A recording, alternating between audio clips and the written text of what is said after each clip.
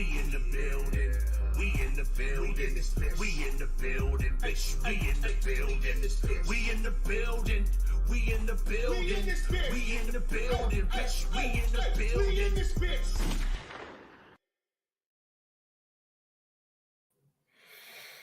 Ladies and gentlemen, finally, R0B and PTA have come back to BGN,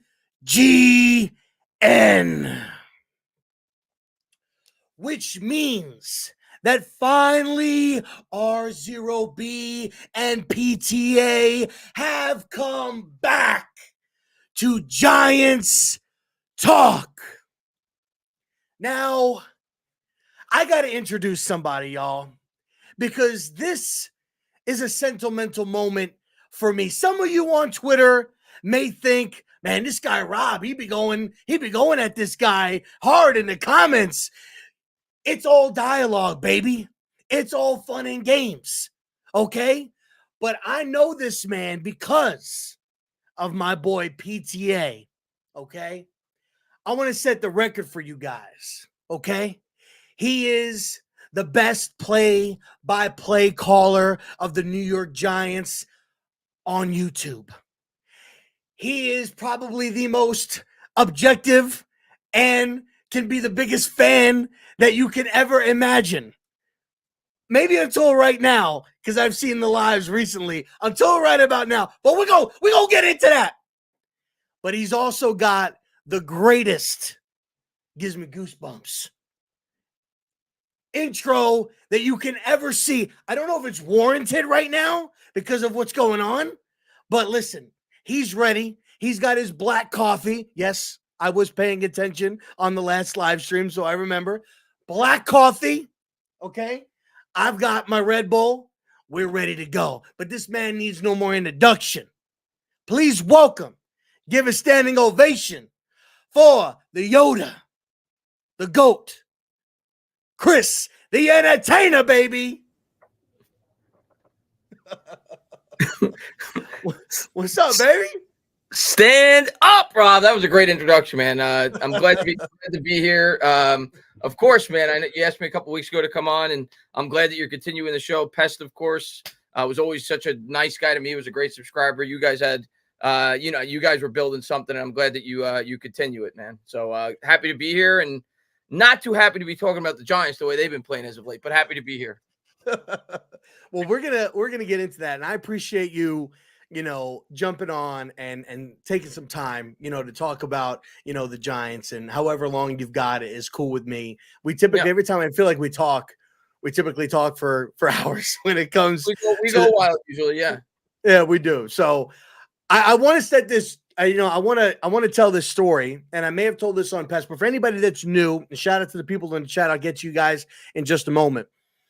I remember being in a little like StreamYard with Max and with PTA at the time. And this was after a draft, and we were just talking. I think this was the Kadarius Toney draft, if I'm not mistaken, back in 20.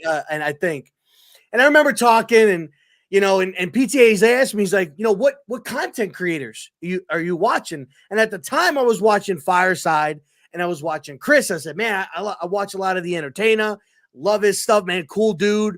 Whatever. He goes, oh, Chris? And I said, is that his name? I didn't know. He's like, you guys are on a first name basis? He goes, oh yeah, me and Chris. He goes, we go way back, and whatever. So out of the blue, randomly, Chris just pops into the StreamYard, and we were talking for hours about the Giants and stuff like that. And it was great. I was starstruck, I ain't gonna lie. So it was a lot of fun, and me and Chris have been friends ever since. We talk all the time, and it's great to talk about the Giants. Hopefully, at some point, we could talk positively about this team. But Chris, how you doing, and how you feeling? I hope that black coffee's treating you good. Yeah, I've definitely graduated to the black coffee probably for about 3 years now. I drink it straight black, like I said in the live stream. That lets me know that you're a great subscriber of mine. For you to pay attention to that kind of detail, Tells me all I need to know. But yeah, I'm excited, man. And listen, I'm always a guy that I try to be as fair as I can. I admit I'm a fan. I'm going to be biased, but I try to take some of the good with the bad. And since I've had a couple of days to let everything sink in, the Eagles losing the method in which they did on Monday night, the Cowboys getting blown out the way they did. Not that I have much hopes for this year, but thinking about some of the positive aspects from this season, I do think there are things to build up for this team long term. But obviously, there's also a lot of negatives. So, you take the good with the bad. You hope that this team eventually gets better. But I think at this point, if we're being honest, Rob, you got to be fair and you got to start to question. I'm not at the point where I think some Giants fans are, where they're ready to just run Dable and Shane out of town. I'm not there yet, but I think it's fair to start to open them up for some questioning. Like, I definitely think Dable thus far this year has been underwhelming. You look at some of Shane's draft picks, it's still early. We've seen over the course of time how draft picks can mature. You look at a guy like Dexter Lawrence, you look at a guy like Andrew Thomas, took him about a year and a half or so to hit his stride. So I'm not completely going to destroy his draft picks so far, but at this point, I think it's fair to say they've been underwhelming. Couple that with the fact that we don't have a quarterback long-term right now. I think there's a lot of uncertainty in the Giants fan base, and a lot of people are nervous because of it, and we've become all too familiar with that. Yeah, I think the biggest thing for myself and for a lot of people that I talk with at this point, I will say I'm not calling for people to be fired, but if they were fired, I wouldn't be upset about it. And I'm kind of at that point where it's Dable. I'm kind of 50-50 with Dable because he has done some questionable things as the head coach, but in a sense is I don't think that he just forgot how to call offense. And so it makes me wonder how limited is he based on the lack of production or lack thereof of Daniel Jones and what he's able to do, right? It makes me raise that eyebrow. With Shane to me is like, I've heard somebody say he's a top 3 GM. He's batting 80%. I am not there with him. And yes, has he hit on some free agents like Bobby Okereke, Jason Pinnock, and stuff like that? Absolutely. But there's a lot of questions. The way he handled the Jones negotiations, the way he handled the Barkley negotiations, the draft that you just touched on, pretty much almost everybody in the first draft, other than maybe Wandell and Kayvon Thibodeau, is kind of teetering there for me a little bit. Because I'm wanting to see more from him, and he's not. Although I will say I liked a lot of what I saw last week from him, but 100% I agree with you. He has not lived up to that draft pick. Exactly. And so those are really the only 2 guys from that first draft class to me that are really showing up. Tay Banks looks like he's, again, second year. I'm going to wait till this year is done. Got to evaluate him. And I'll tell you some of the rookies from this class look promising. Drew Phillips. Yeah, Drew Phillips, Nubin. Yes. Of course, Neighbors, goes without saying. But of course. But yeah, overall, I can't argue it, man. You had the 5th and 7th overall pick. Neal's not even starting on what was one of the worst offensive lines in the history of football last year. He couldn't crack the starting lineup this year. I get it. You added a lot of players to that line, but that tells you all you need to know, that a GM that invested that high of a pick in you, you're not starting day one for this team. Not a good look. And Kayvon, well, he has shown flashes. We haven't seen enough consistency. So that's, I think there's fair criticism with Shane. Where I like Shane is I agree with his overall philosophy on how to build a football team.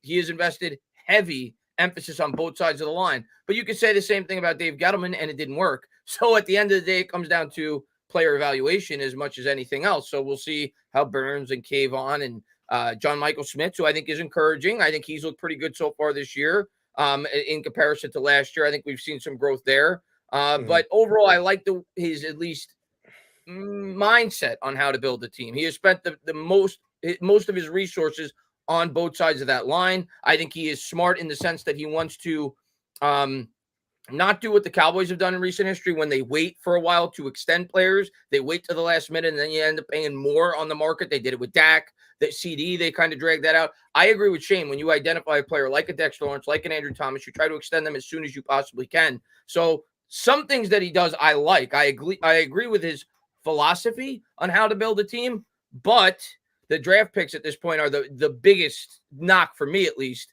if you want to knock Joe Shane. the Daniel Jones thing is what it is. Yes, of course, if we go back in time, shouldn't have made the signing, but at least I could make sense of that. I could understand why he did it. I'm never going to fault the GM for doing something that I deemed was somewhat logical given the circumstance that he was put in. But the draft picks for me, that's where I'm much more worried. That is where, to me, is going to have more long-term consequences if he can't hit on his draft pick. So that is where I'm more worried at this point in time. But I got to give it another year or two, like you said, to evaluate his first couple of drafts. Yeah, and I think, like, for me, like, when you go back and you listen to Hard Knocks, it didn't really seem like going into the offseason of the previous year, and it didn't really seem like they really, like, again, we don't know what the contract was. We don't know what the guarantees was when it came to Saquon Barkley, and that Saquon Barkley said no. And at the end of the day, the player was betting on himself, right? He came off a really, really good year, and, so I don't fault him for that. And I know some fans will be like, well, Barkley, you turned down, this deal. We don't even have, to this day, we don't know. And then, when you hear him have the interview this year with, I think it was Diana Rossini, and then you see Hard Knocks, it seemed like Joe didn't even really value to bring him back. And he felt it was like, they want me to come back, but at their number, which was somewhere probably along the lines of like $7 or $8 million is kind of like where, and so when you listen and you see guys like Brandon Brown and Chris Rossetti saying, are we sure that he's not going to get this good contract? And to me, for Joe to kind of have this look on his face, like, you think you know more than I do, he's not going to get this money. And then he does. Like, the first team to mind would have been Philadelphia. Would obviously, like, Howie will definitely give him that kind of money. And that's something that what I would have done is that at the bare minimum, you should have at least tried to get something done with the, we could go back in time and talk about, the contract and with Jones. I was in favor of bringing Jones back. I felt like he earned the right to do that. I wish that Shane, the same hardball that he played with Barkley, I wish that he would have done that with Jones. Say, you know what, Barkley, I'll give you that 3-year deal, because there were some rumors that were coming out from some beat reporters that they were like $1 million or $2 million apart that offseason when he got tagged. I would have coughed up that extra $1 million or $2 million to sign him long-term and tag Jones. And a lot of us, especially like Mason, NYG, who does a lot with the cap, we could have done and signed a lot of the same guys that we did that offseason had we had signed Barkley and even tagged Jones. And at that point, after last year, maybe you're singing a different tune. Maybe not necessarily you go after a quarterback. Maybe you do. Maybe you sign a veteran guy like a Gardner Minshew or something like that. This past that's probably something like that, depending on it. But, it would have set you up a little bit more. So, yeah, like for me, the draft and what he said when he first got here is we're going to build through the draft, supplement with free agency. It almost kind of seems like he's doing the opposite. He's building through free agency and trying to supplement through the draft, because you take running backs back to back. You got 3 years where you added a tight end, where you drafted Bellinger. Now he's getting phased out for some reason. Don't know why. 3 snaps. You only had 3 snaps. I didn't get that. I don't understand that. So he had a decent rookie year, but now he's getting phased out because the following year you bring in Darren Waller, who then retires after 1 year. Then you draft Theo Johnson. It's like, so you're constantly drafting like tight ends and then running backs and all of this other stuff. I just don't understand like where his thought process is and what he's trying to do. So to me, like he's just made a lot of mistakes. And to me, I just don't think that I'm going to say it, man, I don't think he's very good. I just don't think he's very good, at least up to this point. Can he turn it around? I don't know. Again, I'm not saying fire him right now, but I think like right now going into year 3, investing the money that you've done, trading for a guy like, like Burns, giving him $28 million, paying the quarterback, doing this, revamping the line. And now you're 0-2, and it doesn't even look like you're yet again that you're probably going to be able to compete within your division. That's a tough hurdle, mountain to climb. I think if Shane could go back in time, he probably would have done exactly what you said. I mean, we don't know the specifics. We hear, but we hear what Barkley's side wants us to hear. That's not necessary, so we don't know all the specifics. But if Shane could have got the Barkley deal done for $1 million or $2 million more per year on average, and had the ability to at least use the franchise tag as leverage with Daniel Jones, which he didn't have when they couldn't get the Barkley deal done, because it just made more financial sense at that point, knowing that you could only use one tag if you wanted to bring both back to tag the running back to be able to have more flexibility, being that Jones's contract was going to be so large. But had they been able to sign Barkley, they would have been able to use that tag as leverage, and they could have drove down Daniel Jones's price, or he would have had to play in the tag. So that was obviously the initial plan, which is why they went to Barkley in season to try to get a deal done. It didn't work. But yeah, I think if Shane could go back in time at this point, he would have preferred to go the route of giving Barkley maybe $23 or $24 million guaranteed instead of the reported $22 million that he was willing to offer. Now, we don't know. Barkley may have wanted 27 guaranteed. We don't know. But if that was what he could have got him for, yeah, I'm sure he would have wanted to go back in time and had the tag as leverage for Daniel Jones. But you can't live in the past. And my outlook on it is, well, I do agree.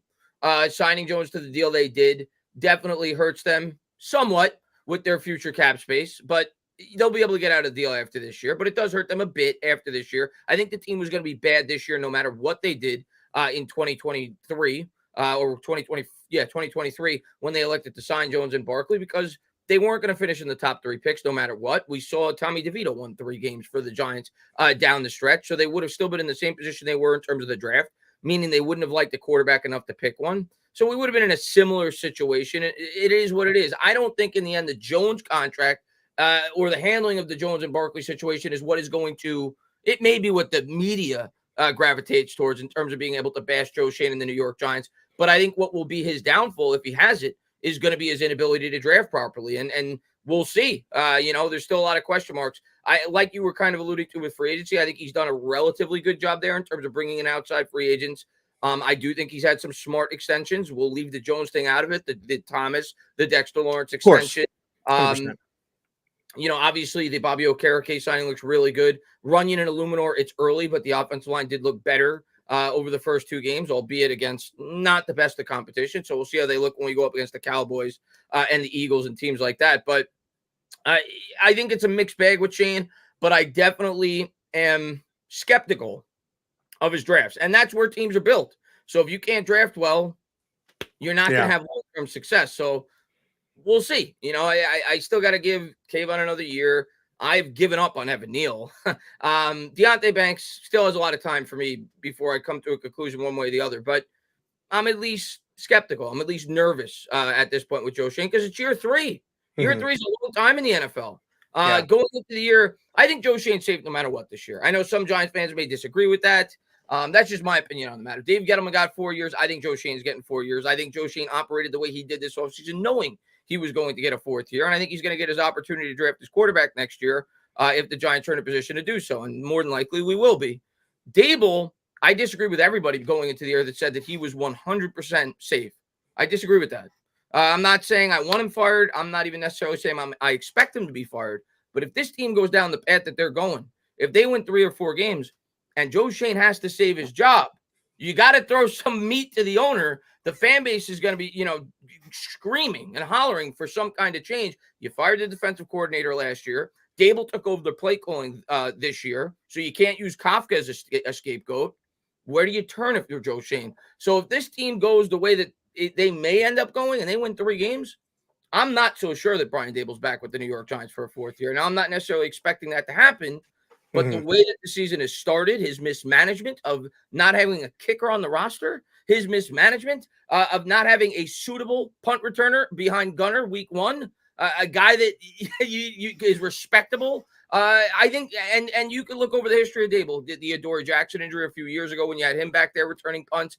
He's done some things to make you scratch your head, and he's not off to the best of starts this year.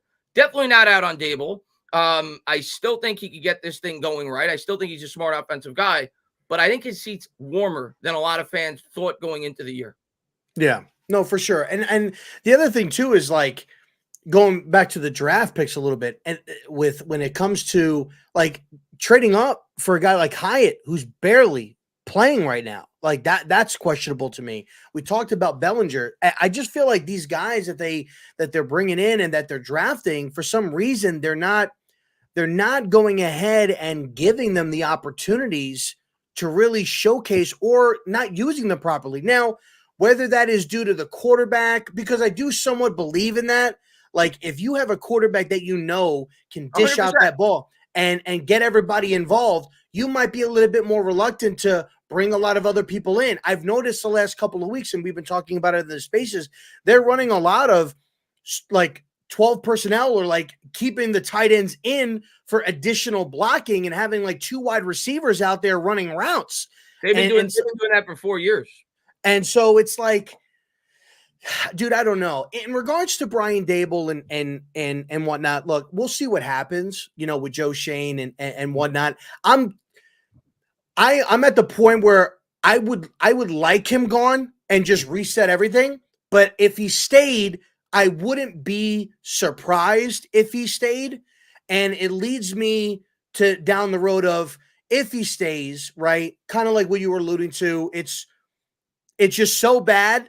And it's like, okay, well, I gotta do something. You know what? I like you, or whatever. You have a good conversation, or maybe he's able to explain himself to John Mara and why he should keep his job, similar to kind of like what Dave Gettleman did, and get himself an extra year to do so. I do think, though, things like if Barkley really pops off, especially if Barkley comes to New York week 6 and really just decimates us, those things I think could hurt Joe Schoen. There will be media pressure, and we've 100%. Seen that Mara has folded to media pressure in the past when making decisions of whether or not to keep the coach. Like, if you would have told me week 10 in Joe Judge's second year, I would have said there's no way he's getting fired. There's no way. The team is 4-7. Daniel Jones got hurt. They're down to their 3rd string quarterback. And then the way that the season ended, the way that Joe Judge completely folded in that press conference, the quarterback sneak. So, Mara has shown in the past that he is willing to be swayed by media pressure. So, yeah, I don't necessarily disagree with that. Yeah, I think when it comes down to it, this is my opinion. If they want to keep their jobs, I think what would have to happen, in my opinion, is at some point in time, which I think it's coming near, you're going to have to make a quarterback change. You're going to have to do it. And I think if you do that, not that Locke is the answer, because he's not, and he's not very good either. But if Locke comes in and you're actually able to move the football offensively and put up some points, but you're still losing games, maybe because your defense, because right now our defense sucks. Like, Shane Bowen is terrible. And so if you can push, that is the alarming thing from week 2, the defense, it was the offense wasn't really the issue for me. Week 2, week 1, different story, but week 2, the defense was much bigger. Oh, yeah. Well, yeah, the defense was horrible in week 2. And as far as like when it came to the offense against the Commanders, I also feel like the Commanders are not a very good football team. They are not. Their corners are not very good. And I feel like offensively, like, we still punted 3 times. They didn't punt at all. And I feel like against that defense, we should have been able to do more and put up more points. And then then I hear everybody saying, oh, well, we didn't have the kicker. Well, to be honest, the touchdowns that we scored, we had to go for it on 4th down because we had no kicker. On one of them. The one before halftime, we didn't go for it on 4th down, but on one of them, yeah. More than likely, we're just kicking a field goal. We're not even going to go for it on 4th and 2. Like, the only time that I remember Daboll actually going for it and showing a set of balls was that Tennessee game in 2022. He had the 4th and 9 against Washington in that same season in the Sunday night game, which Jones converted. But he was definitely more of a risk taker year 1 than year 2. Year 2, he definitely became more like Joe Judge. More nervous, like scared to like do it. Bro, we were on a 4th and inches, and he kicked a field goal. Yeah. Like in last year. So I think if they can come in here and they can go ahead. What's going on, Chris?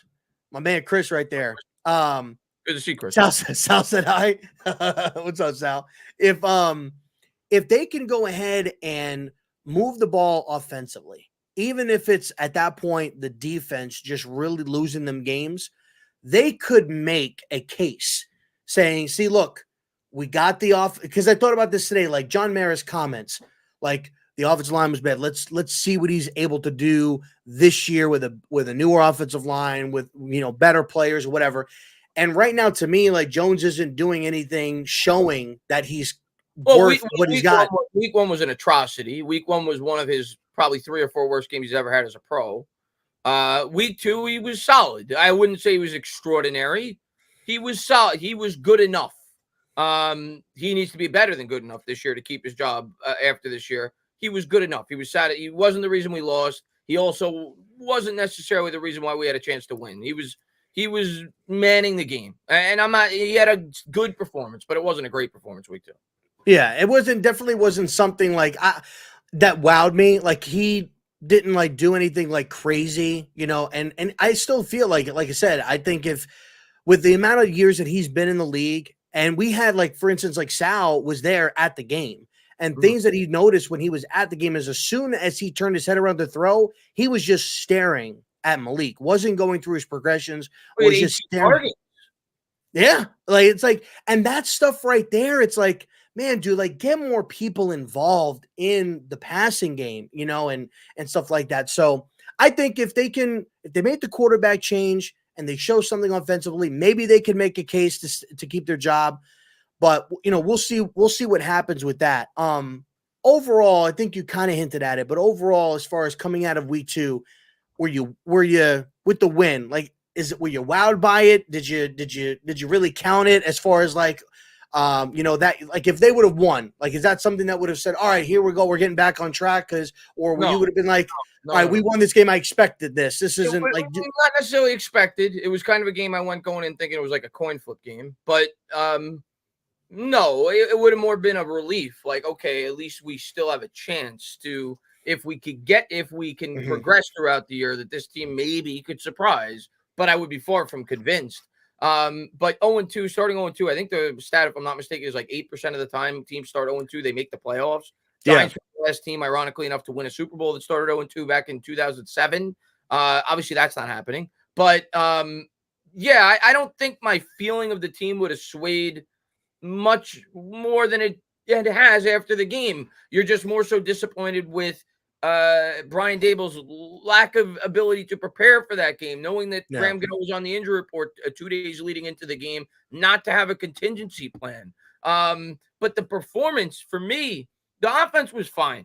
I'm not going to come on here and say that the offense was incredible, but the offense was fine. They scored 3 touchdowns, and they didn't have the ball a whole lot because the defense couldn't get off the field the entire game. So for me, the offense was fine. Do they need to get better? Of course. And we're going to truly analyze the offense when they go up against better teams. Washington is not a good team. So we'll see how they do against the Browns have a great defense. So I don't expect the Giants to be high flying next week. We'll see how they perform. But the offense in that game was fine for me. The thing that was by far the biggest disappointment was Bowen. Bowen couldn't get and I understand he's a bend but don't break. But my God, they got to the red zone 6 times. 6 times they got to the red zone. And I understand that you stood tall there every time they got there. Twice they gave you a gift by having full start penalty. 3 times, actually. Inside the 7-yard line, they had a full start penalty. Otherwise, they would have probably cashed in once or twice for defensive touchdowns. The pass rush, we were able to generate pressure, but I kind of chalked that up to Bowen did what he really doesn't want to do, but he took advantage of the fact that you had a rookie quarterback there in Jaden Daniels. The majority of that pressure was generated off the blitz. The Giants, that's not typically how they're going to game plan. They're going to try to get pressure with those 3 or 4 studs they have on that defensive line, or supposed studs that haven't been able to generate much pressure. And too many 3rd and longs, man. 3rd and 14, couldn't get off the field 3 separate times. So coming out of that game for me, the defense is by far the biggest letdown. Going into the year, you say, okay, the defense could keep this team competitive. And of course, they were competitive in that game. But I leave that game saying to myself, we're not going to stop the Cowboys. We're not going to stop the Philadelphia Eagles. Those trips to the red zone that Washington had, those are going to result in 6s when Dak's inside the 20. They're not going to result in 3s. So that to me is the biggest, the sour taste that I have in my mouth after week 2. The offense was solid. It was okay. I'm not going to say it was great. And the offense is probably going to have a lot of lumps this year. But the defense to me was by far the biggest letdown going into week 3. And the run defense, I mean, my God, we all said to ourselves, Rob, after we replaced Wink Martindale, who had one of the worst run defenses in football when he was the defensive coordinator for the New York Giants, we said, okay, well, that at least Bowen's going to bring to the table. He had a knack for having a strong run defense, a strong red zone defense. They gave up like 250 yards on the ground. They gave up like 250 yards on the ground. And it wasn't much better week 1. So that to me, that's my biggest worry. And if this defense doesn't get a hell of a lot better, and they may, I'm going to circle back to 2007, Rob. 2007, if you recall, that year, and by no means am I comparing this defense to that defense. They're not close. Michael Strahan, Justin Tuck, Oshie Manure, you go down the list. They had Hall of Famers or damn near close to Hall of Famers, salted throughout that defense. This defense does not have that. But that defense, the first 2 weeks, I think, gave up like 80 points, with Steve Spagnuolo as the defensive coordinator. And then they got their act together after that. And things got a lot better. Bowen is not Steve Spagnuolo, and we don't have the talent of that defense. But I could see something similar, that this defense gets better throughout the course of the year. So I'm not writing the defense off, but I'm very, very underwhelmed by the defense 2 weeks into the season. Yeah, we want to bring in a couple of things here as far as like chats real quick. So we got Cross saying Bowen was never a real DC, has never called plays, no excuses for him. We got Jamar saying we need a clean house. Winks Jesus Christ. Winks run defense sucked because of personnel. Bowen's run defense sucked because he sucks. that might be. What we really added was Burns in the front seven. It's a similar personnel. We've got Fari saying that Dable is a clown. Hey, John Mara did say you can go from Bono to Bozo real quick. And he's, it seems like he's kind of at that point. Don says Giants ones in yards after contact and last week in stacked boxes. Don't see how this could continue and expect success. Don, I agree with that. I saw somebody on Twitter post that stat, and I almost retweeted it, and I didn't want to because he seems like a pro Giants fan. I'm not trying to get into fights on Twitter. But I don't remember who it was. It's not somebody that it just popped up in my feed.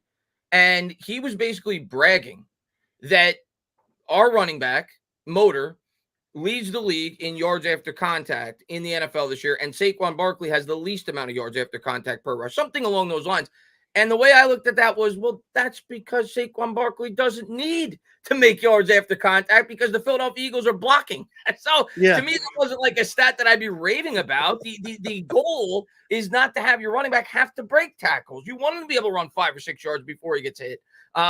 So to me, that was almost like, maybe this offensive line isn't as good as people making it out to be 2 weeks in. The fact that he has to break as many tackles as he does to get those yards. Yeah, I felt like when Barkley was here, it seems like there was a guy in the backfield that he was always shaking off or breaking or getting away from, and stuff like that. But NYG Forever saying, I worry we bring in a new coach and keep Shane and yet again not reset the timeline. That is a very possibility. We talked about that, a little bit NYG just a little bit before. About possibly maybe Joe Shane staying, maybe bringing in another coach. I'm in favor that if they get fired, I at this point I'm almost kind of like do a fresh reset because of the drafts, because of the way things are at right now. It needs a clean slate, and we've talked about it in the spaces before. Maybe John Merrick brings and gets a consultant in here that actually brings in somebody that, because let's face it, like. And I forgot who brought this. We had a guy named Ask who's very, very knowledgeable about some of this stuff and had an opinion. Like Joe Shane was being eyed by the Mariners back in November, the year that he was hired. And like they were eyeing him and they wanted him. And Albert Breer reported on this is that that's the guy who they wanted. And they were inquiring about would they be able to get him and keep Joe Judge because they wanted to keep Joe Judge. And Albert Breer said that somebody close to them said, if you want Joe Shane, you cannot force Joe Judge on him. He does not want Joe Judge. Yeah, that would have been stupid. Yeah, and that's when they fired him.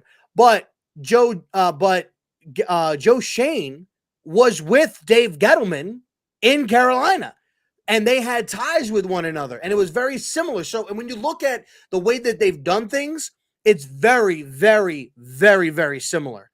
On how, and I would argue at this particular point, as far as when it comes to the draft, Gettleman was better. Andrew Thomas, Dexter Lawrence, Xavier McKinney, Julian Love. Look at Will Hernandez in Arizona. He's one of the best guards in football right now. Like one of the best interior offensive linemen.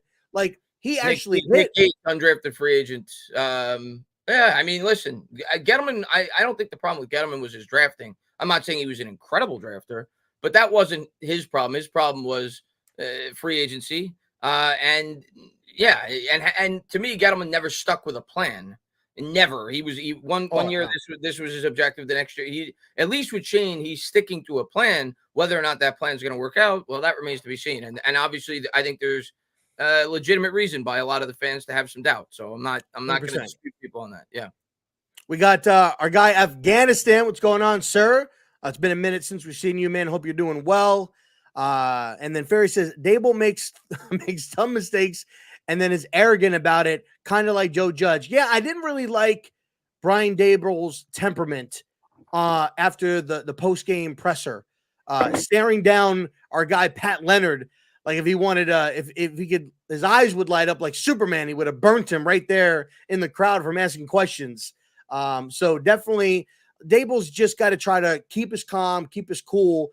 But it's going to be tough, especially if they're losing games. The pressure is going to be on. He's going to be asking about it. Look, I thought it was a fair question to ask. Are you concerned about your job security? Because 2 years. I'll be honest. I'm not a huge Pat Leonard fan, but yeah, I think that was a fair question. I think that's one 100%. Of the questions I think he should be asked after that performance and the fact that he didn't have a kicker out there. I think that's a fair question. Absolutely. 100%. We got the Don saying was referencing the run defense. It's first in yards after contact and last in stacking the box. Not no damn Saquon. Oh, so you were referencing Saquon, Don. I said when you brought up and I misinterpreted what you said. I thought you were talking about that the Giants, their running back, because I saw that today on Twitter, leads the league in yards after contact, either per carry or just total yards, whatever it was. And in the same tweet, the guy wrote that Saquon Barkley has the least amount of yards. That's all. I didn't say that you mentioned that Saquon Barkley and Yak and anything like that. I thought you were talking about the running back, so I misinterpreted what you said. Yeah, I think he's referencing here that I guess our defense is first allowing in yards after contact. I think is what he's probably referencing here. And then last in stacking the box, meaning we're not stacking the box to stop the run. And then our defense is allowing the first amount of yards after contact. Maybe that's what he's. I mean, dude, our run defense is pathetic. It's terrible. Brian, that one run by Brian Robinson, where I think it was like a 3rd and 1 or 3rd and 2. He ran it. Oh, you're talking about the 40-yard run where Pinnock tackled him up the field? Yeah, it's ridiculous. Our run defense is awful thus far. Absolutely. Gonna get through these quick guys here. Remember Joe Judge was trying to pick the GM. Yeah, that was kind of funny. Fire Dable, please, says Truma, if I'm pronouncing that name right. We got Cross saying nah, and then he says Shane never had a plan. We've got Ferry saying LOL. A lot of people want to fight Pat Leonard. That's true. Not a lot of people are fans of Pat Leonard. Cross saying again, Schoen throws stuff at the wall and hope it sticks. That's not a plan. Dave Gettleman had a plan. It was just a bad plan. I gave Dave Gettleman a chance for 4 years. Tell me what his plan was, Cross. Because year one, he tried to win and rebuild at the same time when he drafted Saquon Barkley, traded away Jason Pierre-Paul. He was like trying to do two things at the same time. So I don't know what the plan was there. If his plan was to win, it wasn't a good one, like you said. The next year, he said, I'm going to knock this entire thing down. So he went from a win-now approach to a complete rebuild after 1 year. Then after 2 years, he went out and he spent like a lunatic to go out and get Kenny Golladay and Adoree Jackson, two of the highest paid free agents in that class. You know, coincidentally, when the market went down, the only time in the history of the NFL due to the fact of the pandemic. So to me, he was all over the place. Rebuild, try to win, rebuild, do everything you can to win. He tried to save his job at the end. I don't think Dave Gettleman had a consistent plan. I think he said so. He's saying that the plan was build through the trenches and well, run. I mean, if you want to say that, I could say the same thing about Joe Schoen. He extended Dexter Lawrence to a record-breaking extension. He extended Andrew Thomas to a record-breaking extension. He spent the 7th overall pick on Evan Neal. He spent the 5th overall pick on Kayvon Thibodeau. He traded a 2nd-round pick to get Brian Burns. May not work, but that is exactly what he's doing. He's trying to build through the trenches. May not work, but don't tell me he doesn't have a plan. He didn't say hog mollies. Then it would have. Then it would have been accurate. Spent the 2nd-round pick on John Michael Schmitz. Yeah, I want to talk about that for a second. You know, the Brian Burns thing. We've had these, you know, the guys. I mean, we've been having these types of conversations. I actually think when it comes, and don't get me wrong, Burns, think he's a great player. I'm not, as of right now, I'm not seeing $28 million out of Brian Burns, and he's kind of going missing over the last couple of weeks.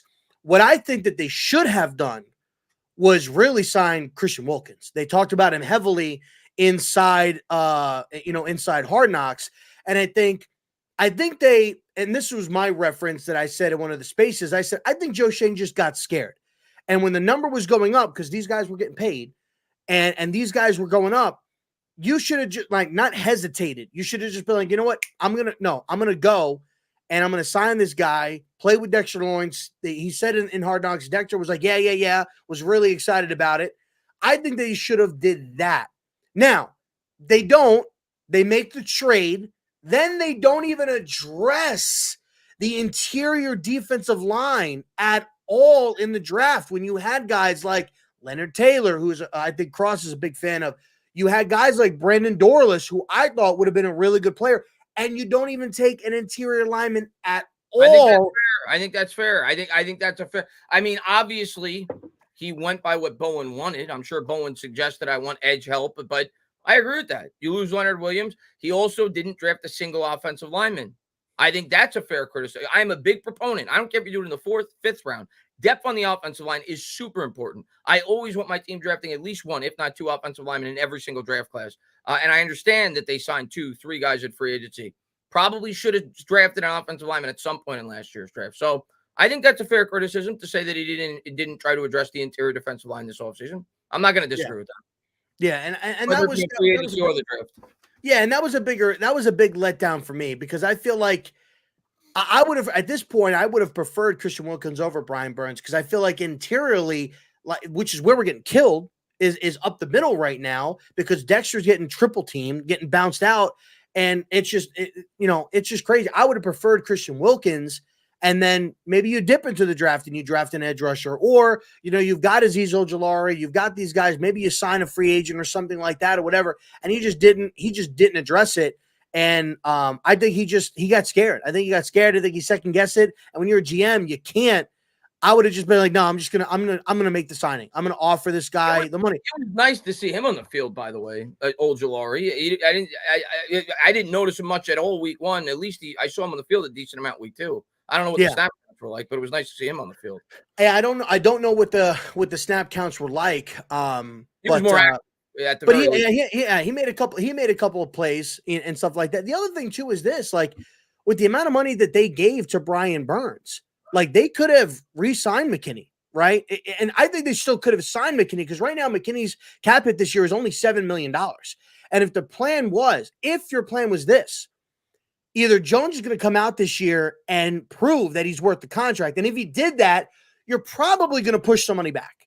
You're probably going to push some money back in his contract and extend that out a little bit, create a little bit of cap space, or he's not the guy and you're going to move on.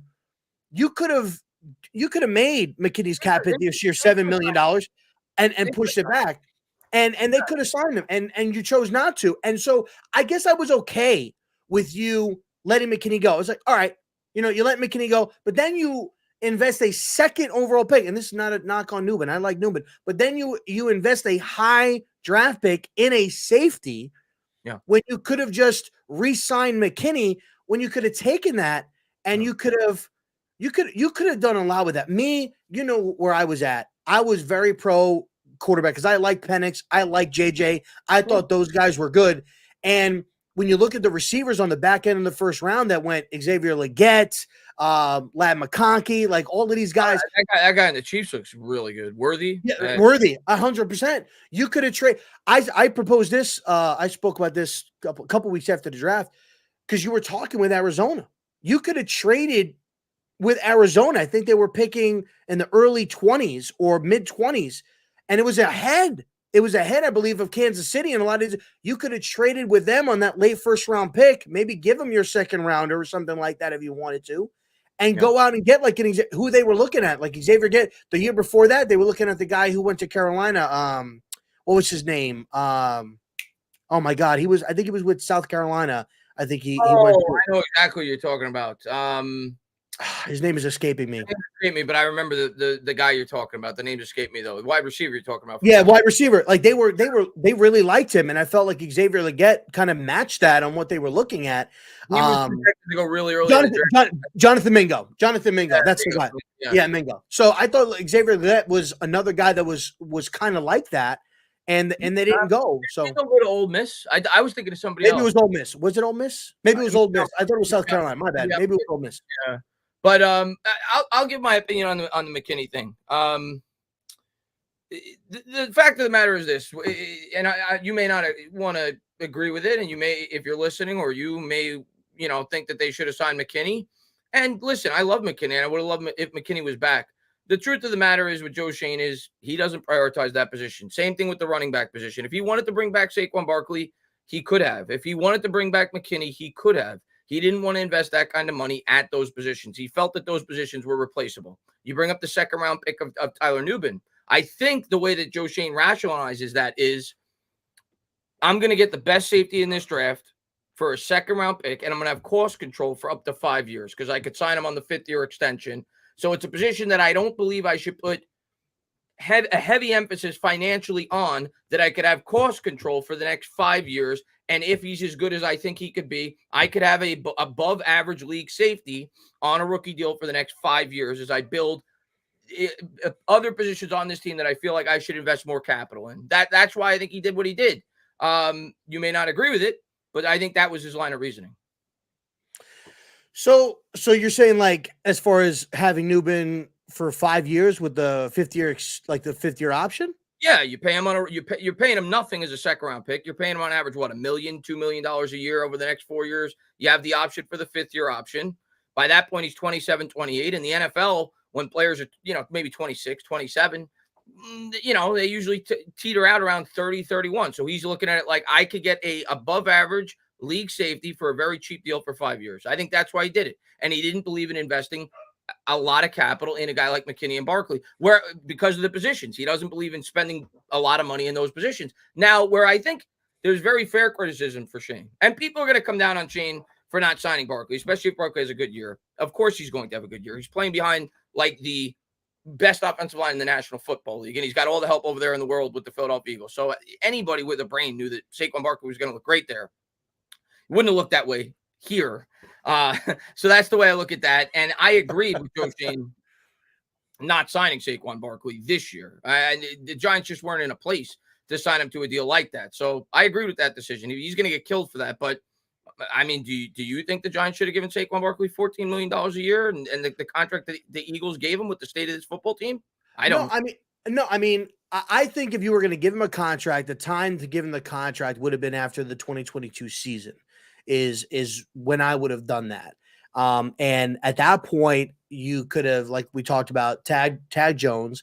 And then if Jones didn't work out, now you've got a solid running back there, where if you're going to take a guy like a JJ, you take a Michael Penix or any quarterback, whoever, because at that point, who knew who was going to be available, who's going to take it. You take a rookie quarterback that year. Now you've got a solid running back, and then you could draft a wide receiver or sign one. I mean, heck, Brandon Ayuk was looking for a new home. Like, you could have offered him money if you wanted, and you could have done that because you had a quarterback on a rookie contract. So you could have had Barkley on this. Like, think about this for a second. We could have had Barkley because you would have signed him in 2022, given him that extra $2 million. Yeah. You could have had a Michael Penix. I wanted to sign him then. I agree. Yeah, 100%. Now I wouldn't have. But if your plan was that you weren't going to sign him regardless, and you wanted him for $7 or $8 million, when you had to have known that wasn't going to be the case, you should have traded him. And just like you that's where I was going to get to. I think that's a fair criticism. When I 100%. See Giants fans, but now again, it's all speculative on our part. We don't know what the market was. We could only assume what the market was. Barkley wasn't having a very good year last year, so his market wasn't going to be as high as it was the year before. So it's speculation on our part. But if there was a reasonable deal out there for Saquon Barkley, and you knew you weren't going to sign him to a deal, and you knew you weren't going to tag him, which clearly the Giants didn't do, yeah, if there was a deal to be had, obviously in a lost season, the Giants should have done it. So I think that's a fair criticism of Joe Schoen. Again, we don't know. We don't know what they could have gotten. Could they have gotten a third-round pick? I honestly don't know. But if they could have, of course, they should have made that deal. Yeah, even in like 2022, like Cross is saying in the chat, and I'll pull it up here. Obviously it was very public. Ravens offered a day 2 pick for Barkley. I believe that was in 2022. Now, obviously, having a good year, you're not going to trade him at that point if your plan was, or whatever. So I get that aspect of it, but they did offer that. The thing is like, that's another criticism is like when Cross says I'm legitimately asking the question, is he's referring to 22 or 23 with the Ravens? I think. Oh, he's saying no. He's saying it was last year that they Okay, can. because if it was 2022, like you just said, they were not trading Barkley. Yeah. So he's saying it was last year. Yeah, last year. If they got that offer, yeah, they should have made that trade. Of course. It was in 20. Yeah, he's saying it was in 23. And just look, again, you're getting offered a second round, a day 2 pick from Baltimore. I would have 100% done that. And just like you were selling John Mara on Hard Knocks, hey, we're going to be okay, we're going to be good. You could have did that exact same thing. And Mara said no. Mara said no, he didn't want to do it. But you could have tried to push that and say, listen, this is what we need to do. And at that point, the Ravens probably would have resigned him. He would have probably never. They would have given the Ravens definitely would have given him a contract. They just signed, Henry this offseason, so they 100% probably would have given Saquon Barkley a contract, and you wouldn't have to worry about him being in Philadelphia. But it just, I would have signed Barkley in 2022. You could have then drafted a new quarterback this past year that we were just in this offseason. You would have Barkley here. And then you could have made a trade with the 49ers and signed a Brandon Ayuk if you wanted to. Or, like I was just talking about, you drafted Xavier Legette. You drafted Xavier McConkey. You drafted A.D. Mitchell in the second round. You do something like that. You have Hyatt. You have Slayton. You have Wan'Dale Robinson. You still could have taken Theo Johnson in the 4th round if you really wanted to. And you could have signed a bridge guy. You could have signed a bridge, veteran for cheap if you really wanted to. Say, Robin, and I agree with everything you're saying. The other thing I'll say is it's a trickle-down effect, too, because when you don't draft well, like Joe – and again, it's early. I don't want to absolutely destroy his draft because going into this offseason, he only had a year or 2 with these guys. It's early. I get that. Like, I can't fault him for wanting to roll with Evan Neal last year after he had a poor rookie year. You know what I'm saying? So I don't want to completely condemn him. But when you fail – to build your team properly through the draft, which clearly he can, at least on the offensive line, he came to the decision this past offseason that he did. Evan Neal is not starting. He signed Illuminor. He signed Runyon. He clearly identified I didn't do a good enough job in the draft. I now need to bring in reinforcements. When you do that, it's a trickle-down effect because I could say, Rob, had they drafted well, had Evan Neal been working, had you not had to go out there and give Illuminor whatever they gave him, $8-9 million a year, whatever it was, Runyon around the same amount of money, then at least you would have got a 3rd round or 4th round comp pick for Saquon Barkley. But because you had to offset it by fixing your mistakes with your poor drafting on the offensive line, you didn't even get a comp pick for the guy. So it's a trickle down effect. When you don't draft well, you don't even get the benefit of that. And that's a good point.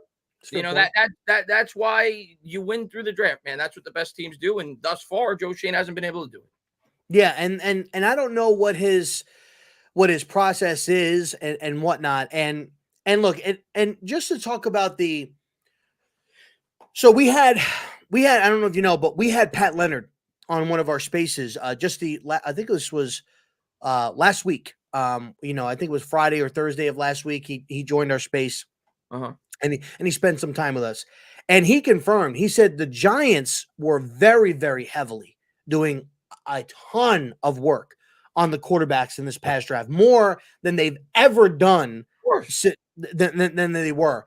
And so you go ahead and you do that extensive work. And then before the season starts, Joe Schoen is back on Hard Knocks making a slide comment to Ryan Poles. Hey, it must be nice not to have to draft a quarterback. Now, did he mean that as a shot? Maybe not, but it's about how it looks. It's about how it sounds. You got to understand, like, you were just on Hard Knocks, dude. Like, and you know that they're on Hard Knocks. Like, everything is getting recorded. And so when you make a comment like that, it's all about, like we talked about in the beginning, media perception, asking questions, this and that. You were doing all of this work and whatever.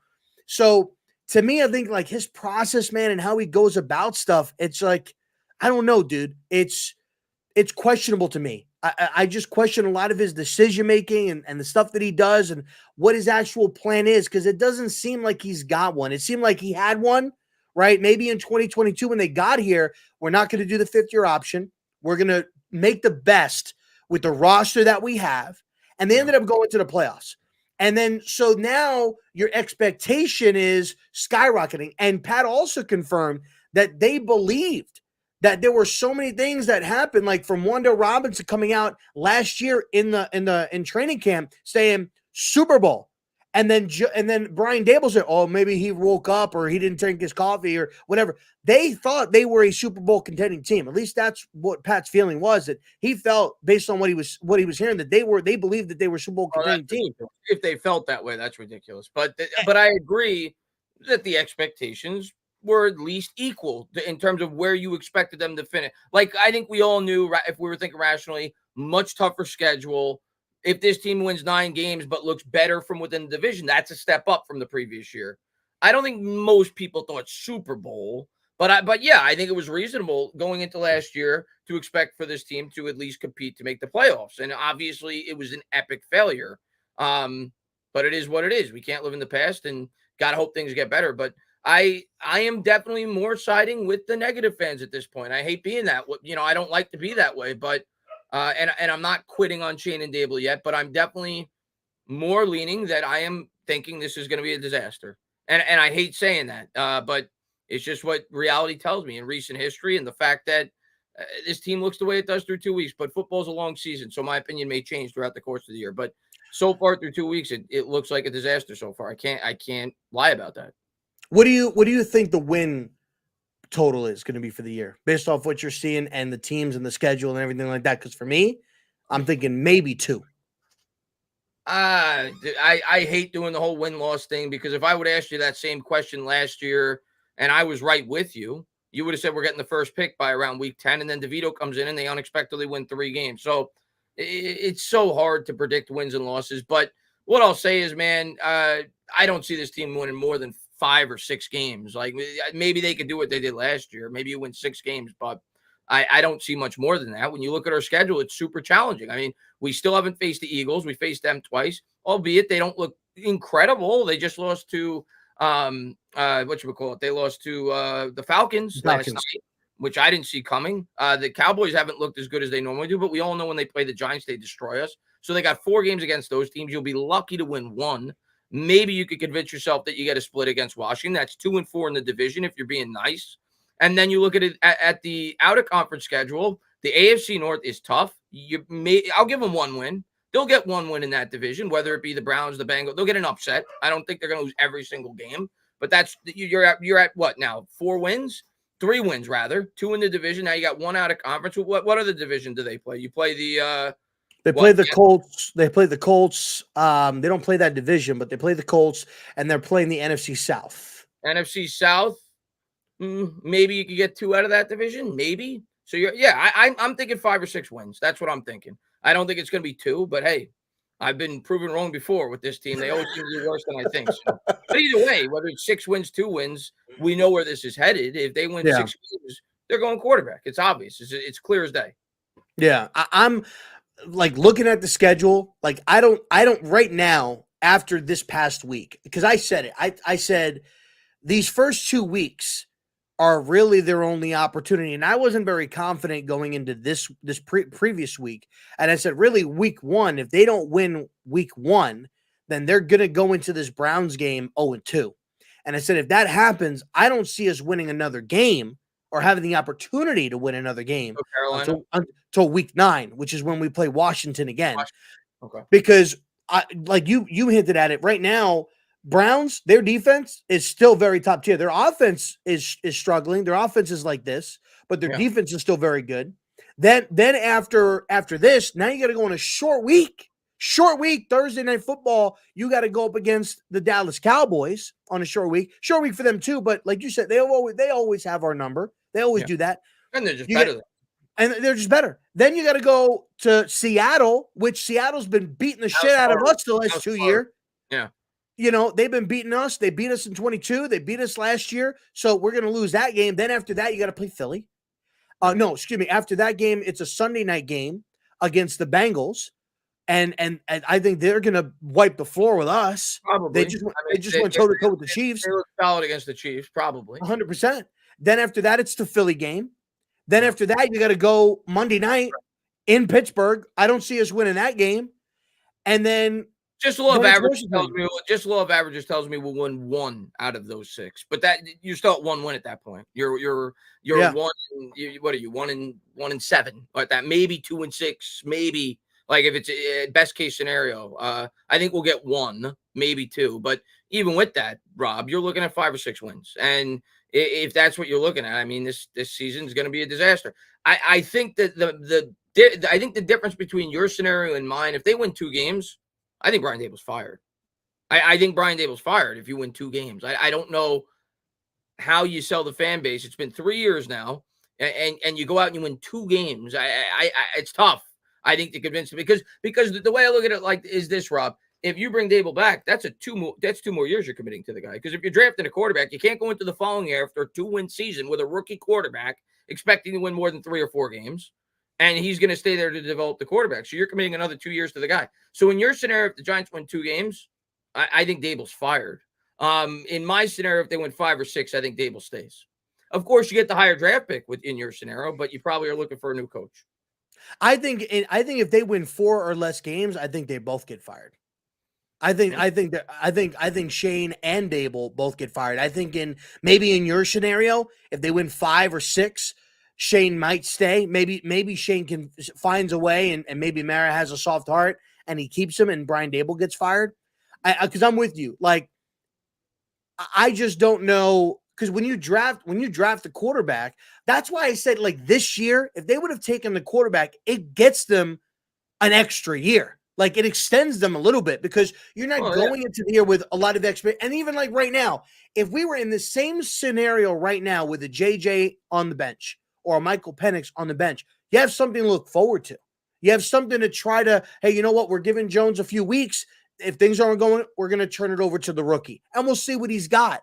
And at the end of the year, if the rookie struggles in the beginning, but towards the end of the year, looks like it's starting to click a little bit. Yeah, bro. Like, that buys you another year. Hey, you know what? Let's build over this. What did you do well? What does he need to work on? Where can we get better? Okay, we got this rookie contract. Let's build in these areas. Let's go get a corner. Let's go build up a D lineman. Let's go get these guys.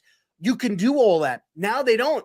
Right now, all we got is Tommy Cutlets on the roster. You know, free cutlets for everybody. And Drew Lock, who's not very good either. Now, the only thing for me with Drew Lock is I think that Drew Lock is going to make some of the throws that Daniel doesn't make. You know, he might turn the football over, but he might make some of those throws, some of those reads, and take some of those chances. The kid's got an arm. Like, that's the one. I think Drew Lock probably has the strongest arm on this roster as far as the quarterbacks go. And so maybe he could get something going. But it's good. Let me ask you this. I think Jones is going to be the starter now. If Jones would have bombed like he did in week 1, I think he was going to be replaced by week 4 or week 5. I think he's going to be the starter for at least another 4 or 5 weeks now because I think he played good enough where they feel like they don't need to make a change at the quarterback position. Now that may change. He may completely bomb, and I don't think against the Browns you go into it trying to sling the ball around. So I think it's going to be a very similar stat line for Jones this week. They're going to want him to take care of the football. Obviously, you're going up against one of the best defenses, so they're not going to expect him to go out there and throw for 300 yards. So I don't know. I don't see them replacing Jones until at least probably week 6 or week 7 at the earliest now at this point. I was leaning after week 1. If he bombs week 2, they might replace him by week 3 or 4, but I don't think that's going to happen now. He certainly will be replaced at some point this year, though, if he's not playing well.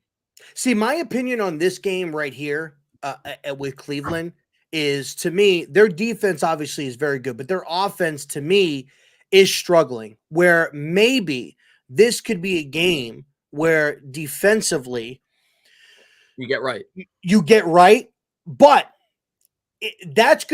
you need to, like, this would be a game right here where your defense is playing better than it did last week and their offense is struggling to move the football, giving you more opportunities. Jones, you got to go out there and prove your money, that $40 million.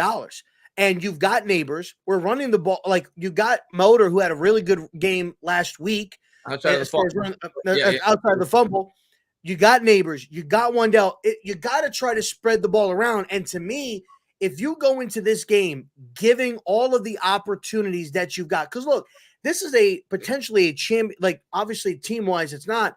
But defensively, this is a championship caliber defense. These are defenses that you're going to league last year. The Browns, best defense in the league. So you're going to see these types of defenses potentially in the playoffs, in the Super Bowl, in the big games. You've got to deliver, and if you don't, I don't see how. I think if he doesn't play well this week, Dallas is his last game. And then I've been saying it, me personally, I've been saying it. I think Drew Lock comes in going into week 5 against Seattle. You got a 9 or 10 week break or 10-day break before you have to play on Sunday because you play on Thursday night. You change the quarterback position, you make the announcement, and then you go that route. To me, that was when I always said that was when it's going to be. Because if you lose these next 2 games and your quarterback that you're investing money in, especially if the line is looking good or at least decent, because the line's looking a lot better than it has the last couple of years. And you've got the weapons early and haven't gone up against world beater defenses, but so I want to kind of teeter on hopeful optimism through the first 2 weeks. All right, that's fine. That's fair. That's fair. I'm not as convinced as some fans may be on Twitter, but yes, the offensive line has looked at least satisfactory through the first 2 weeks. I agree with that.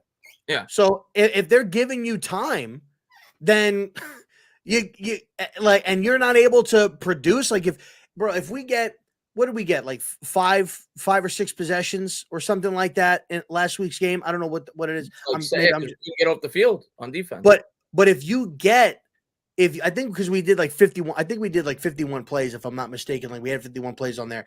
But if you get more possessions this game, because whatever it may be, your defense is playing great, you're stopping their offense, or their offense is just playing like shit and can't convert, and they're getting off the field and you're getting on, and you can't do anything. Like, this is why you get paid the money that you got paid, is to go out there and do it. And if you don't do it this week, I think they roll him out next week against Dallas. And then if he's struggling against Dallas, I think he gets benched at halftime and they turn it over to Drew Lock. It's possible. I won't rule it out. I honestly don't think Drew Lock's better than Daniel Jones. I know people hate Daniel Jones. They want him replaced, and I don't think he's going to be the starter after this year. I don't think Drew Lock's better than Daniel Jones, but I agree. I could see Dable making a change. I don't know if it would be that early, but I definitely could see Dable making a change at some point this year out of desperation to try to save his job. Because if Drew Lock comes in there and he looks decent, he could point to Mara and say, well, listen, I was limited. Let me go and get my quarterback. So I definitely see it probably happening at some point this year, because I think the Giants are going to continue to struggle. And I think Dable's going to have to try to make a changing of the guard at the quarterback position to probably try to preserve his job. So I do think it'll happen. I don't necessarily agree with you that it'll happen as early as week 3.5, but I do think it's going to happen probably before the second half of the season. I wouldn't be surprised at all. Is there a way where you could see Brian Daboll getting fired before the season is over? No. Mara's never done that.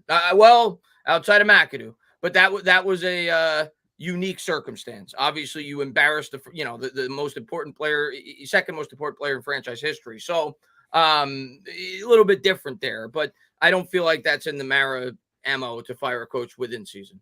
And the reason why I'm asking is because we've had this discussion on Twitter. Is this your 100th year? And if you go into that Monday night game and you lose against your family, right? Like, that's family. Like, you're related to the Rooneys. And they come over to you, obviously you're going to talk, and they're like, what's going on? Like, what are you guys doing? And you're looking embarrassed.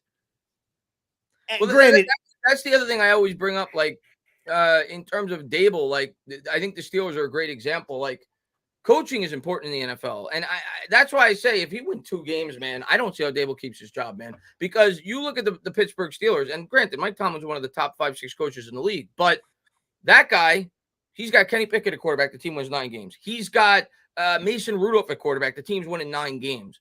You don't have an excuse. It's not like the Giants are completely deprived of talent. You don't have an excuse to go out there and win 2 games. I don't care if Daniel Jones is the quarterback. If you're a good coach in the NFL, you should not win 2 games. So that's why I don't think Daboll survives if the team is as bad as you're anticipating. If they win 5 or 6, I think he probably stays. But if they win 2, no. You look at Mike Tomlin for years has not had the most talent on a football team. The guy always finds ways to have a winning season. So we'll see. We'll see what Daboll's made of, man. I'll say this too. Like, if you lose this week, you lose to Dallas, and you're going into that Philadelphia game. At that point, it's kind of like, do you want to win? Like, because you're on the fast track at that point to being like, if you don't have a win at that point, because I don't know who else is going to be, not have a win or whatever the case may be. But you at that point, you got to think you're probably at the number 1 or in the top 3, as far as picks. So it's like, I don't want the same thing that happened last year to happen this year, where you win meaningless games at that point and you fuck yourself up, because who's to say like the Raiders, don't finish with a top pick, like they're going to go quarterback. They like, if they're in position to quarterback, Carolina might go quarterback. Carolina, exactly. Carolina might go quarterback. Their quarterback, yeah, like they might go quarterback. You got Tennessee, they might go quarterback, and stuff like that. Like if because you got the head coach over there, like shitting on Will Levis or whatever, they might go quarterback. So you don't want to put yourself in a position where it's like you've got 2, maybe 3 teams in front of you yet again that are taking quarterbacks that you would have taken, and now you're scrambling to try to make a deal with a quarterback needy team and not being able to get it done. Yeah, listen, Rob, I go through this every year since I've been on YouTube, because the team's been awful, and my opinion won't sway on it. I'm never going to fault fans for thinking the way that you are. I'm not, because I understand at the end of the day, you have the best interest in the team. You think the way that this team is going to get out of the doldrums is to get a top 2 pick and get that quarterback and get this team back on the fast track. And that's a very fair opinion. A lot of times it doesn't work out. We just talked about Carolina. Look how that looks. But when you do hit, as a fan, okay, for the next 10 to 15 years, provided I have a GM that knows what he's doing, I'm going to at least have a competitive football team every year once you hit that quarterback. It's the most important position. We all know it. So I'm never going to fault the fan for having that mindset in what seems like a lost season. I just, as a fan, I personally choose to root for the team to win. And I think the way I look at it, Rob, is, one, I have no control over what happens.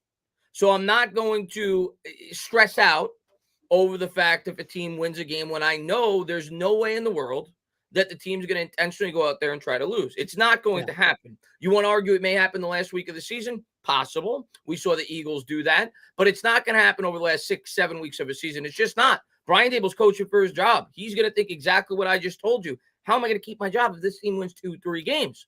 So he's going to coach to win. The players are going to play to win because they're playing for contracts. So I know it's out of my control, and I know the players and the coach are doing everything they can to try to win the game. So knowing that, I'm not going to get bent out of shape if the team wins, but I'm also going to acknowledge if the team loses, there's a benefit to it. So that's just the way I handle it as a fan. But I'm not going to fault any fans for thinking a loss is what's in the best interest of the football team. I certainly get that. So I want to talk positive. I want to talk about, about the guy you always put gifs about on Twitter. I want to talk about Mr. Malik Nabers. Look, I never disliked the player. Very, very excited, to have Nabers. I think the kid is a stud. I was joking around and I was talking shit. I was like, you know what? Because they had that play that Rome Odunze dropped, which was like kind of, he jumped up, and I was like, well, Nabers would have probably caught that. So so I'm talking a little bit of shit there, but I think we got something here, with Nabers. I don't want to put, like, I know a lot of people were putting like Odell pressure on him. What I don't like though, Chris, is I feel like this kid at 21 years old, a lot of people are putting this organization on his back already. Some people are. And my worry is I don't want what happened to Saquon to happen to him. And I feel like it's very eerie, very similar. We drafted Barkley, which I understood at the time because you had a 2-time Super Bowl winning quarterback. You had a 2-time Super Bowl MVP quarterback that you wanted to try to push and squeeze that little bit out. So you took a dynamic running back to maybe take some pressure off of Eli Manning from having to do everything. And you signed Nate. So you tried to fix everything in one offseason. You signed Nate Solder. You drafted Will Hernandez. Like, I at least saw what Dave was trying to do. It just it failed miserably. It failed. And so then you reach the next year on a quarterback like Daniel Jones, and then it's Barkley's got to do everything. And so I feel like we're potentially going down that same track. Granted, unless they clean house, or man, shit, they can clean house and somebody can still fuck it up, right? But like you take Neighbors to try to preserve or see what you've got in Jones, and then maybe you reach for a quarterback next year that like you did with Jones, and it just doesn't work out the same way. But I love the kid, love the player. I think he's going to be great in this league. The moves, the speed, the body control. He's very special. How overall, like, how are you feeling about Neighbors?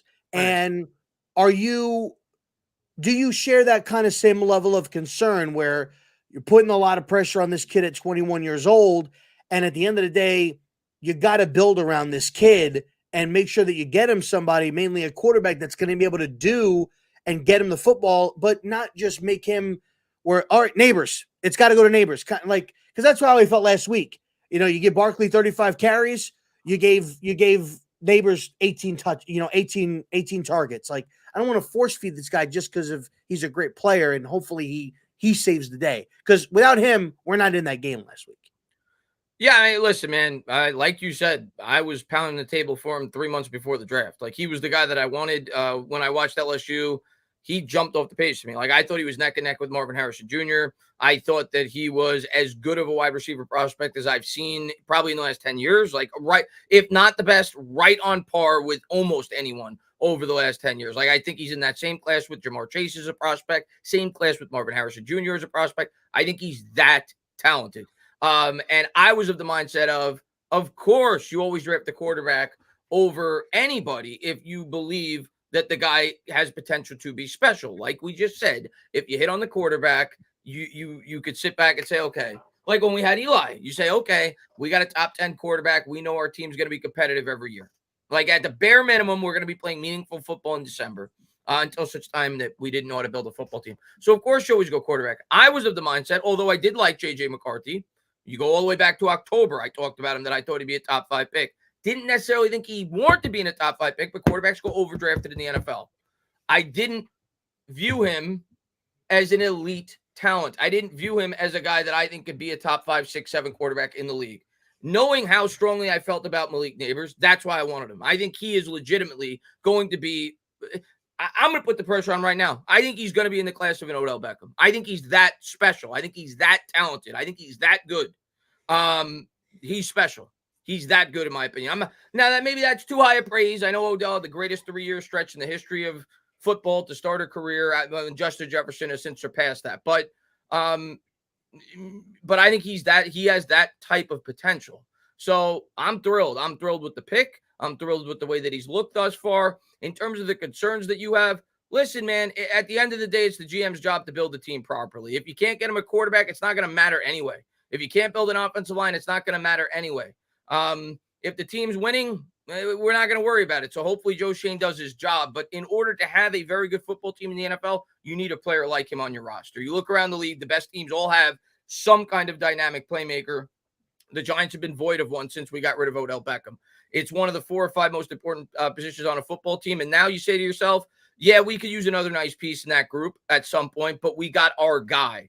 And I'm confident he's going to be our guy for a long time. So I love the pick. I think he's only going to get better. And as the Giants continue to pellet him with targets, I think they will start to spread it around a bit because defenses are going to have to account for this guy. I said it during the live stream with Bad Dog as I'm calling the game. I could not believe that Washington continued to play single man press cover on this guy the entire game. They backed up in zone a couple of times, but overall, they weren't giving him the respect that he commands. And I think after last week's performance, you're going to start to see teams double him. And I do think the Giants will start to spread it around a little bit more. But I love the pick, Rob. I love the pick. I think it was the right pick by Joe Schoen. I no doubt in my mind. I think he was one of the top 2 or 3 best players overall in this draft class. Yeah, I'm excited. I'm excited to see him out there and see what he's able to do and whatnot. And I guess my reservations is just like, I don't want to be in the same spot I was, like I said before, when it came to Barkley. Like, I want the team to be good. I don't want Neighbors to be everything. Like, I want Neighbors to be. We would be a horrible football team if he was everything. Yeah. AJ Brown's not everything on the Eagles because they can block. Exactly. you look at, Jamar Chase and everything on the Bengals because they got a quarterback. They got other weapons that, they have a very good defense, underrated defense. So, of course, you don't want him to be everything. If he's everything, the team sucks. But he's got to be part. You need a player like him to have a good football team. So it is what it is. Joe Shane's got to build a team right, Rob. 100%. And I hope that, they get their guy, whoever it is, like not necessarily even if it's Joe Shane or Brian Dable, that a quarterback comes in here that's able to, and then he's just an added piece to what is going to be an explosive offense. And whoever that quarterback is going to be, whether they bring in a veteran, whether they do a draft, and they draft somebody and whatnot. So, that's my hope. We talked a little bit about it. Some of the other draft picks from this class, like Drew Phillips over the first couple of weeks, love him. Looks like a solid player.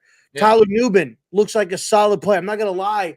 There was a part in that game where I think the ball was batted at the line. I think it might have been Dexter who batted the ball up. Washington was going from left to right, and somebody batted the ball up, and it was just Nubin was just like maybe a second and a half behind it because he came in just at the last second, right when the ball was like just hit the ground, like a second and a half before that. And I thought he was going to be like, oh man, if he was there, because there was nobody near him. So if he gets there and he actually gets that, like that's a pick six. Yeah. And that's what I'm looking forward to. Like I watch a lot of his highlights and stuff like that he's from a Minnesota. Hawk. He's a ball hawk, and he'll make some plays. And that's what I'm waiting for when it comes to Tyler Nubin. And so I like those picks. I like the Drew Phillips. I like the Tyler Nubin pick. I think Muasau, he had that interception. Now he's got the knee injury. I guess he was like getting the start or getting the nod over Micah McFadden, who I thought looked good this week. Micah McFadden. I thought he looked good this week. He had that damn fucking missed sack, dude. Like when he was like top 2 last year in missed tackles. Yeah. And it's like it was on full disclosure. I'm like, come on, Micah, like make that play. I don't know what'll happen when Deontay Johnson comes back because he's supposed to be coming back here in the coming weeks from his ankle injury. So I don't know. He was looking good in camp and looked good in that first preseason game. So who knows what's gonna happen there. I really do think that they need to try to figure something out with this interior line, the defensive line. They need to. Chapman, like who is the unsung hero from the from really the only highlight from the Houston Texans. We had the same thing last year with who was the guy we drafted in like the 6th round? That was an interior defensive lineman who looked great in preseason last year. Jordan Riley. Jordan Riley. He was the talk, and didn't contribute much in the regular season. So I mean, yeah, I agree. I think we miss Leonard Williams. We miss that other guy that you could stick in the interior. I agree with that. That's something the defense is. I mean, how could you not say that after the way that they've looked against the run the first 2 weeks? It's been dreadful. So they got to get that right, man. We'll see what Bowlen could do to make adjustments, but it's a disaster right now. Yeah, we talked about that. Like we kind of that was what I was going to say before. Like 10 minutes ago was. With the way they handled the Jones thing, like they could have signed McKinney, they could have kept Leonard Williams. They could have done so much, man. And I think that this defense probably maybe looks better. Like Leo wasn't a guy that gets a lot of sacks, but he does get a lot of pressure. He's a very good football player. Yeah, he's a good football player. Gets pressure, good in the run game, and that's disappointing. All right, so I want to ask you this question. There's this new slogan going around: "Roll the dice for Bryce," okay, is the new slogan going around Twitter. I saw a couple of people tweet about that. Fucking Sean Marash, that freaking loser from WN, that loser guy. Are you rolling the dice for Bryce? No, Mr. Tana? No. I mean, if you want to give him to us for nothing, sure, I'll roll the dice, but. No, I was never a big fan of Bryce. After I saw him play in the NFL for the first 2, I was skeptical with his size. I was always a much higher in CJ Stroud than him. So I've never been in love with Bryce. I'm not saying he doesn't have potential. I thought he was a really smart quarterback in college, but no, I'm not giving up significant draft capital for Bryce Young. No, I'm not doing it. Now I get the logic that fans have. roll the dice, get him for cheap, 3rd, 4th round pick, whatever it may be. And then, it gives you another year to keep building the football team as you experiment whether or not he could be the long-term quarterback. And if he isn't, then maybe you go out and get a guy like Arch Manning in another year, whatever it may be. But no, me personally, who looked really, really good this past weekend, by the Arch way. Manning, I'm going to tell you right now, and I'm not just saying this because I love Eli Manning, which I do. He's my favorite Giant of all time, and I know it's Giants fans' wet dream that we get Arch Manning. It's just natural Manning to Manning. I get it. I don't think the Giants are going to have the first pick in 2 years. I mean, I'd like to think we won't. I'd like to by then that Joe Shane has his team at least somewhat respectable. Speak it into existence, Chris. Come on. But I'm going to tell you what, and I'm looking forward to watching him play this. I think he's playing this week. Yes. Well, he's. They said Quinn Ewers is week to week. Week to week. So I'm assuming he's going to play this week. They're not. Again, they're playing a weak opponent. But for me, it wasn't about the weak opponent. Like, I didn't see the game live, so I got to see it after the fact. I watched all his throws. That guy is special. Like, there's certain quarterbacks when you watch them play, you're like, he just has something that most quarterbacks don't. His arm strength is insane. Like, and he had great touch on that touchdown pass where he hit the guy in the corner of the end zone, dropped it right in the bucket. I think he threw a ball about 50, 55 yards in the air where he couldn't even step into the throw. Like, that guy is legit. Like, he wasn't the number one prospect because of his name. You could tell the guy has some serious talent. How about the little we'll do a Saquon. How about the little how about the little that he put on that 67 yard. I think that they said that's the longest run since Vince Young has played there. Yeah. Wow. Yeah, no, he looks like the goods to me. Like, and again, it's only one game and it's a weak opponent, but I think he's gonna be the first pick in 2 years. I'd be surprised if he wasn't. It's gonna be him or my guy I like Arch. Anytime when they're up, because I've got a nice, beautiful like setup here. So I'll have like 10 to 12 college games going on, but I mainly have like maybe 2 at most that I watch that I put on this screen here in front of me. And if I see that the Longhorns are Texas is up, I'm like, oh, they're up? Great. Put Arch in. I want to see Arch play. Like I want to, but the guy I'm big on, I'm a Dylan Raiola guy, man. The dude from Nebraska. Yeah, kid from Nebraska, man. True freshman. Yeah. A lot of people have their reservations on him. He's 19. Some of them question, his maturity and stuff like that. How is he going to handle adversity? I think the kid, look, I understand some people feel it's this cosplay, Patrick Mahomes deal or whatever. And look, if the kid wasn't performing or playing decent, I would be like, yo, I'm done with this guy. But he's playing some decent football. Mm-hmm. I was looking forward to that, him versus Shedeur Sanders, because Shedeur is obviously going to be coming out this year. Top QB prospect coming out. And, I wanted to see, El Jefe. I wanted to see what he was capable of. And he didn't disappoint. Granted, he's young. He's got stuff that he's got to work on. And hopefully, Matt Rule can continue to build up that program and put players around him and stuff like that. But that's a guy, him and Arch might be coming out in the same draft. Like, they might be in the same draft. And so that very well maybe. And good to see Jefe. Jefe's awesome. But yeah, they very well may. We'll see. I mean, I haven't gotten I know everybody's been talking about him because he's putting up great stats, and obviously Nebraska beat the piss out of Colorado, and I know he looked good from within that game. I haven't gotten a chance to, I've seen highlights, but I haven't gotten a chance to watch him, and I will when they start playing real opponents. That's probably when I'll tune into a Nebraska game. But yeah, he's been getting a lot of hype, and there's a lot of good quarterbacks. There's a lot of, it's just a matter of whether or not the Giants feel there's a great one in this year's draft class, and we'll find out probably in 4 or 5 months based on where we're going to be picking. Shedeur, we'll see. I feel like he's going to go anywhere probably from 1 to 5 or 6. I don't know if it'll be the first quarterback taken, but he's definitely going to be a top 5 or 6 pick more than likely. But yeah, there's a number of quarterbacks. Quinn Ewers with Texas, I know he's being talked up a bit.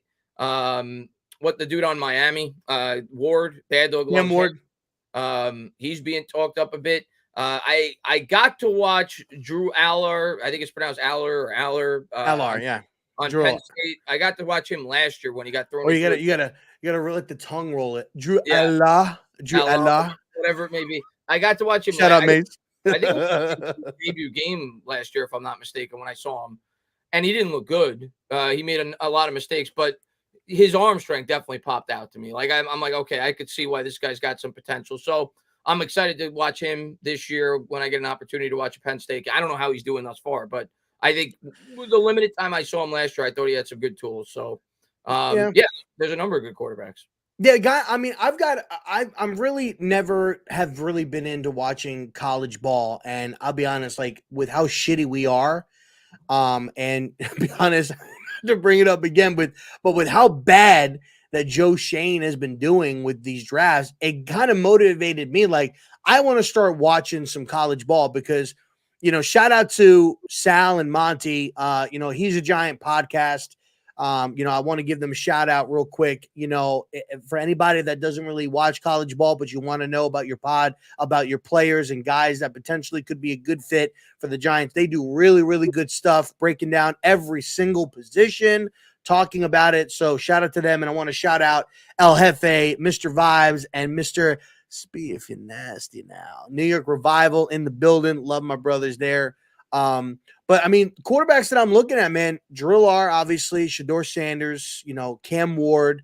I wasn't familiar with them, but people, my buddy Mace, I don't know if he's like trolling or not, but Nussmeier, from LSU, maybe I believe he's possibly coming out. I've got a few guys that I'm looking at and I'm watching. What's his name? I've seen. I saw him. I think I actually saw him 2 years ago. I didn't watch much of him last year. Jackson Dart. I've seen a lot of people throw his name out there. Yeah, Jackson Dart.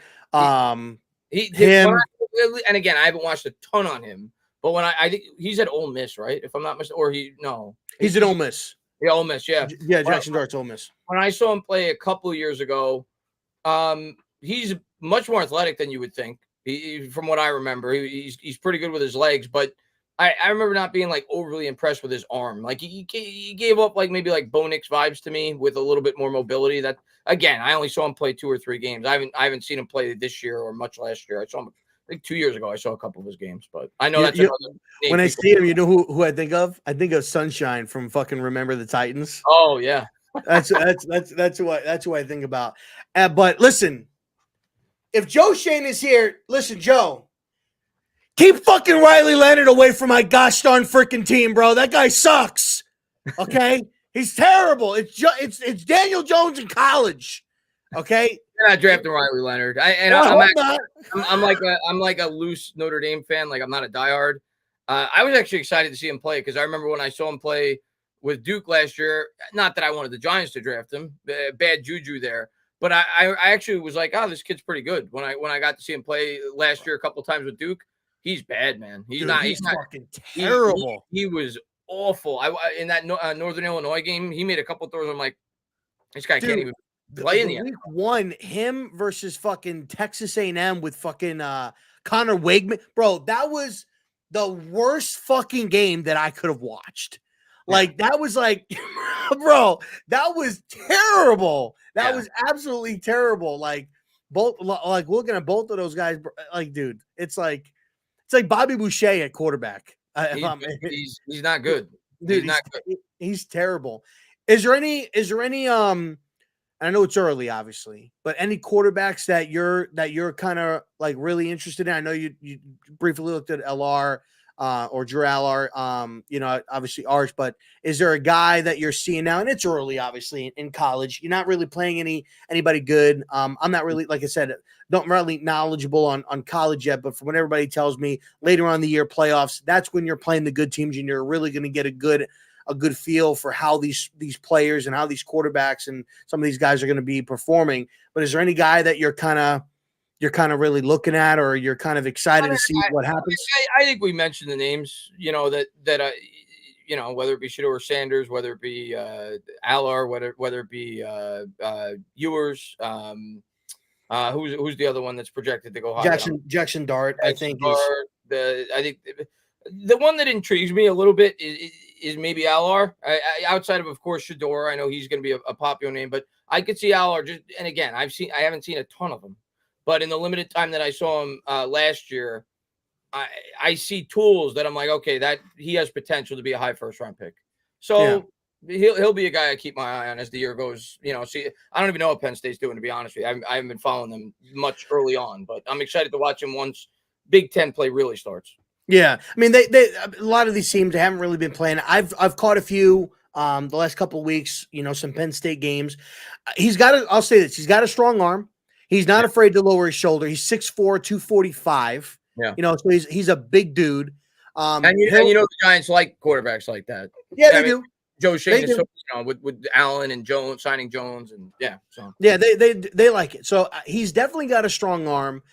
He can make he has his moments where, like you said, like you see the tools, you see the ability. There are things mechanically I think that he's got to get better with. And things thus far, I think it's like mainly his mechanics, trying to go through his progressions, staying a little bit more calm in the pocket. But I think he's got good size. I think he's somewhat mobile for his size. Yeah. I thought that too. Yeah. Yeah. He's somewhat mobile, pretty mobile for his size, and he's got the strong arm. And those are things like being that big, being good, having good mobility, having the strong arm that he does. Those are things that typically I would think translate pretty well to the National Football League. He's just got to get good up here. Last year, obviously, wasn't very good. This year, he's got a new offensive coordinator. That's much better. There's also a chance that I believe he can go back. I think he can go back to Penn State for another year if he wanted to. So maybe if depending on who's coming out and the traction that he has going into this year, maybe he goes back to Penn State for another year. I don't think he will. I mean, I could be completely wrong. It's way too early to predict this, but I don't think he will when you look at who's going to be in the next class.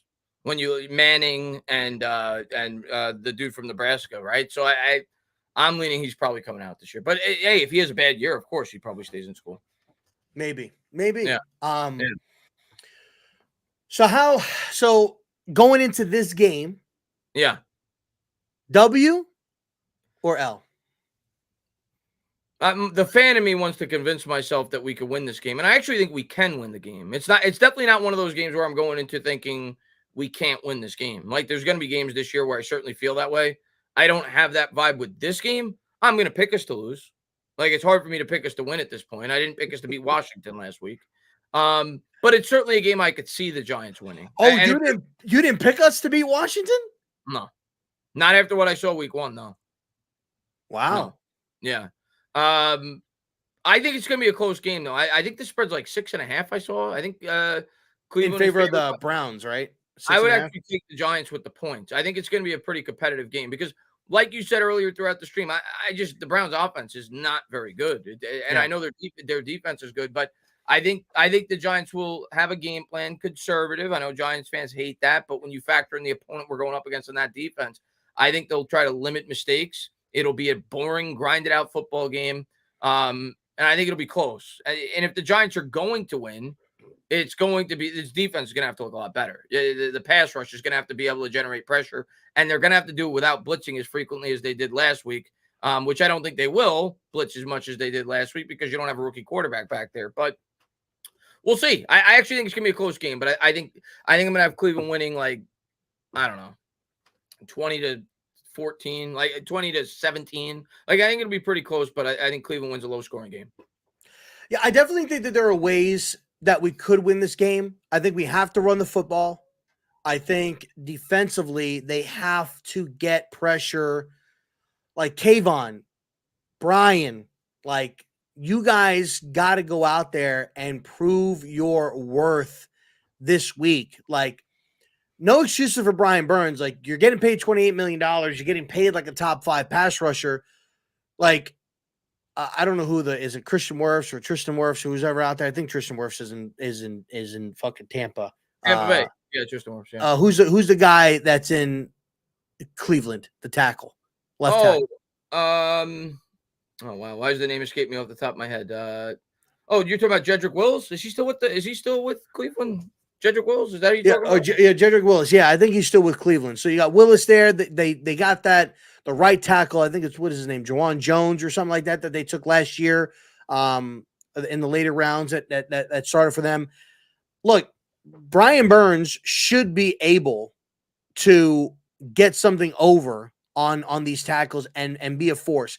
Interior wise, I'm a little bit nervous because you got Wyatt Teller, Joel Petonio, going up against Dexter Lawrence. That's going to be a formidable, I think, matchup for him. But they have to be able to run the football, and we have to be able to get pressure.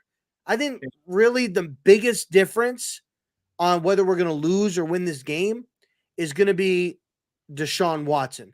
If Deshaun Watson comes out there and looks like he did last week, like against the Cowboys and like last week and shit like that, and doesn't get it right, then we may have a chance. And I think that's what you're going to see. I don't think Deshaun Watson's what he was. And he might not be. He may throw back the clock because the Giants seem to do that with quarterbacks, but I don't think he's what he was. Listen, I was joking around with people, and I said, and I semi-believe this, like, he could probably come out there and throw for like 260, 280 yards and look like he did like 2 years ago, 3 years ago, and look like that guy. But I'm nervous about, like Banks did really good against Terry McLaurin, but Amari Cooper is a very good wide receiver. They have a very good tight end in David Njoku. I think Jude and Jerry Jeudy, who's been able to get who they were looking at, who can get open. He's pretty quick. We're just lucky Nick Chubb is fucking playing in this game because he probably would have went AP on us, getting like one of those 280, 300 yard games. But I think it's going to be determined on, can Deshaun Watson, spread the ball around? And listen, he might be able to, if we're not, look, the lack of pass rush that we've had the last couple of weeks is bad. And with the pick that we've invested in, the free agent acquisition that we invested in. And so if you're giving Deshaun Watson time back there, I don't trust our corners to cover. Yeah, I don't trust our corners to hold up. Moore, who's a decent receiver. They got weapons on Cleveland. They got weapons. They do. So I'm nervous, man. If we can't get to Deshaun Watson and get him out of the pocket or get him to take his eyes off downfield, and we're just giving him time in the pocket, I don't like our DBs to hold up against these wide receivers and their tight end, and I think it's going to be a long day. I'm picking the Browns. I am too. I think it'll be close, but I'm picking the Browns. I'm picking the Browns. I'm thinking 28-7 Browns. You really think we're going to give up that much to the Browns? 28 points? Yes. I mean, nothing would surprise me with the Giants. Like, they could lose by 30 points. It's not going to surprise me, but. And it's mainly the defense, Chris. I don't think we're going to get the pass rush. We couldn't really get much of a pass rush on Jaden Daniels, and that offensive line has fucking Bobby Johnson, and we really couldn't do much. And they got Joe Petonio, they got Wyatt Teller, they got Jawan Jones, they got Jared Willis there. Like, that's a solid offensive line. That's a top 5 offensive line in football that we're going up against. And if we can't get pressure against the Washington Commanders, I don't see us getting pressure against this offensive line. I think that Deshaun's just going to have all the time in the world back there, and I think we're going to get burnt by Jeudy over the top. I think Amari Cooper's going to eat, and David Njoku's going to eat over the middle and underneath, and they're just going to continue to move the chains on us. And we got to control the time of possession. We got to be able to run the football.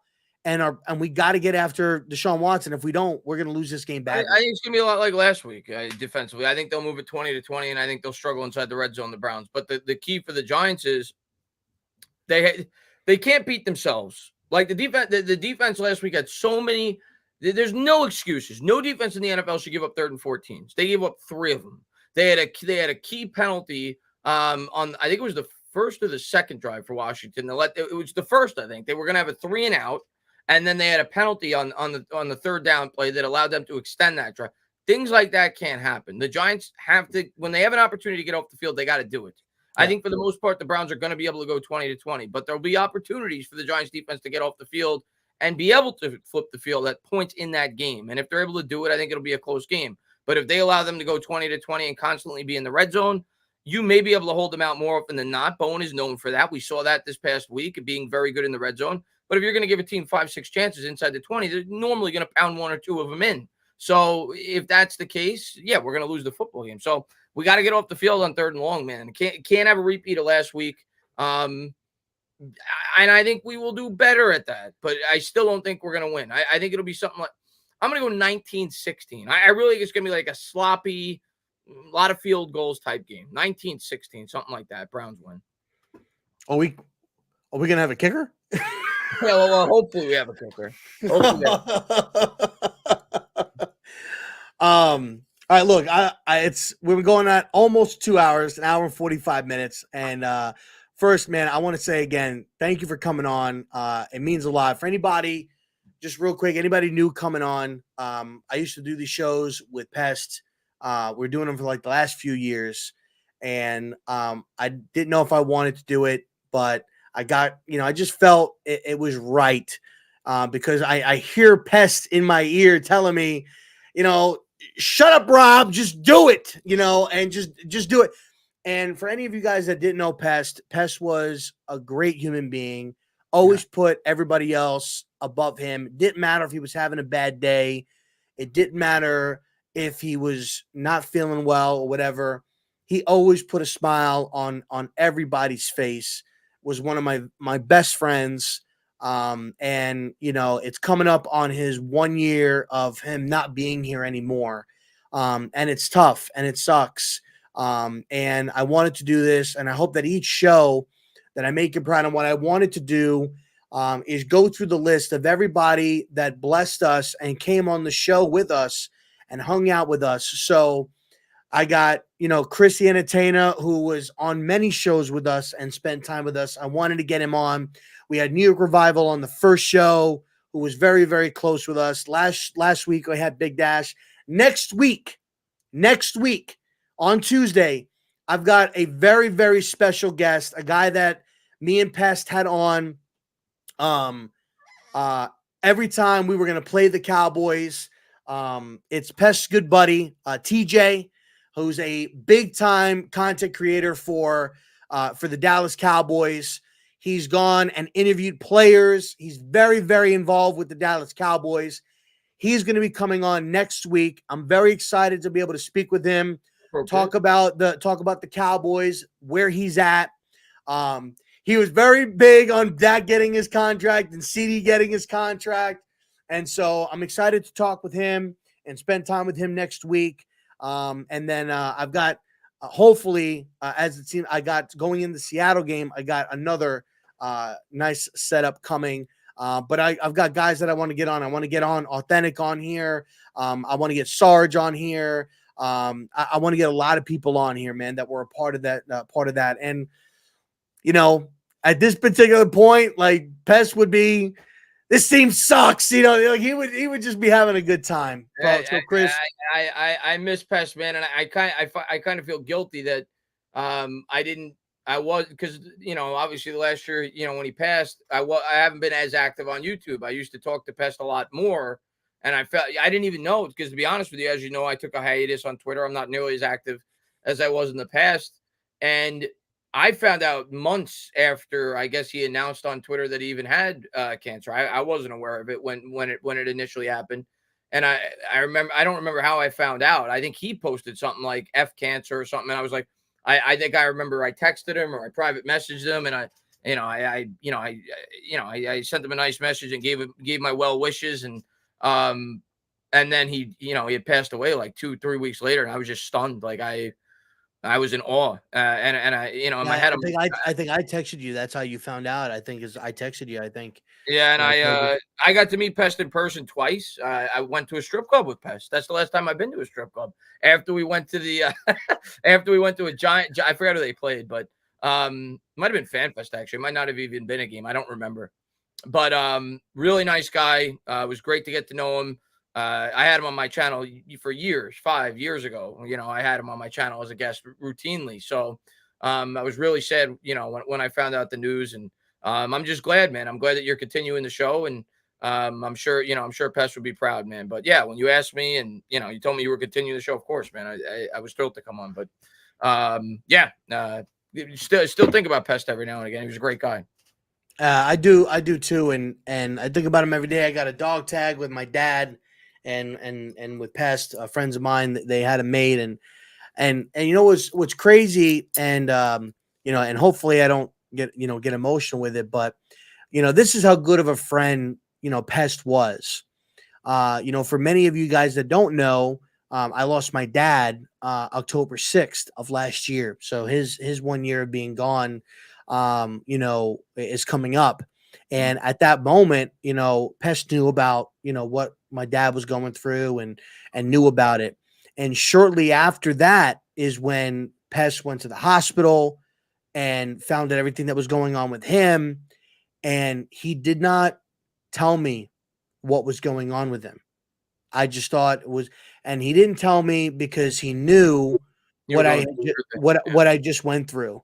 And he didn't want me to worry. He didn't want me to panic. And it wasn't until after a lot of his tests and his results and stuff like that, and they put a plan together, is when he finally told me. And even when he told me, I was nervous. I was scared because I just lost my dad. I'm like, dude, are you going to be okay? I was nervous and everything like that. And to this day, I remember texting him and talking with him. I think we might have even did a show after he had got, I think we did one show after he had gotten diagnosed. And I'll never forget this. It was a Saturday.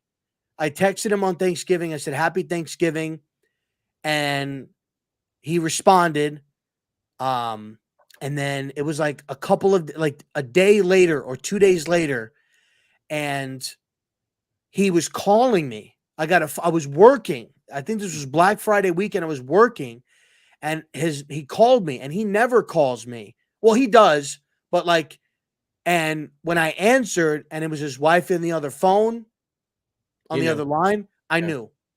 And so it just killed me. And so I'm hoping that he's proud. I know that he's proud. And, one guy that I haven't seen come through here, and I'm upset, is Billy Mays. Okay. Billy Mays used to always come in. When he does come through here, I'm going to try to do my best, to shout out Billy Mays. But I want to say, Chris, thank you for coming on. Thank you for spending time. We're friends, guys. I'm just letting you guys know, me and Chris are friends, even though it's friendly banter. But listen, you can't. If you're not friends, you're not gonna go back and banter back and forth. Like, who the fuck are you gonna, go? I didn't even know that was a thing. If people said we're not, but we hate each other, I don't even know. Yeah, well, I'm sure that there's a lot of people that that were fans of yours and supporters and stuff like that. They probably thought I'm coming at you on a regular basis, and I'm like, they have no idea, and I was like, I text Chris, we've talked on the phone multiple times, we're cool. And I think he would probably go through the same thing. He's like, if I don't fuck with you, that means I don't like you, but if I mess with you, then we're cool. So yeah, I know. No, it doesn't. Yeah, of course. I've never had nothing but nice things to say about you. We don't always agree on our opinions, but that's of course. That's part of the fun of being a fan of a football team.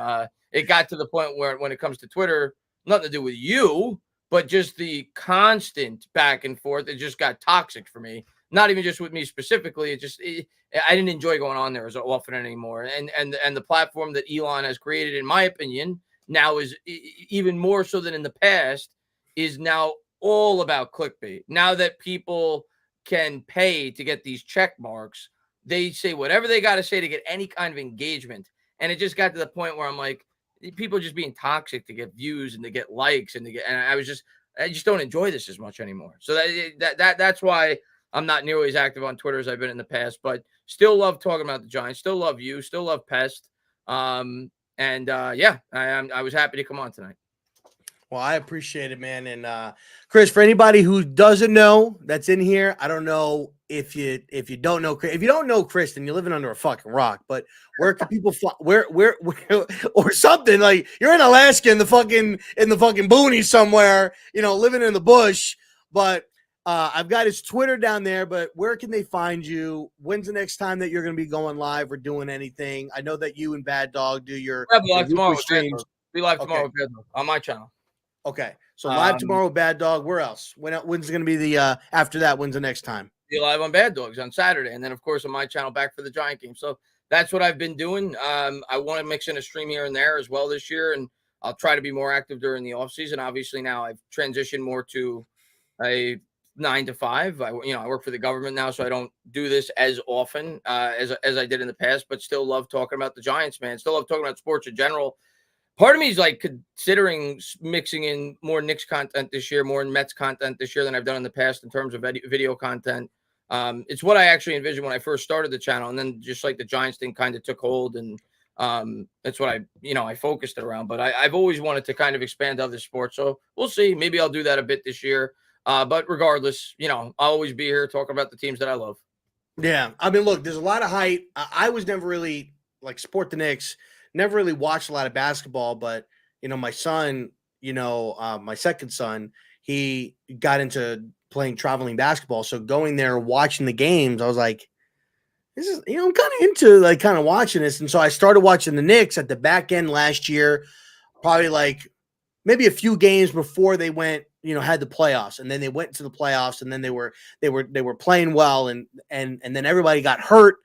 And it was kind of over. But there's a lot to be hyped about, coming off of the season last year. They've added a couple of players. I don't not following hard. I don't know, players that they added, but I do know that they did add some players. Mikal Bridges, top 20-25 player in the league. So, and he's got that Villanova connection, right? Because Josh Hart, obviously, with Jalen Brunson, and of course Dante DiVincenzo, they all played together at Villanova. Well, guess what? So did Mikal Bridges. So now they added another former teammate from that squad. So yep.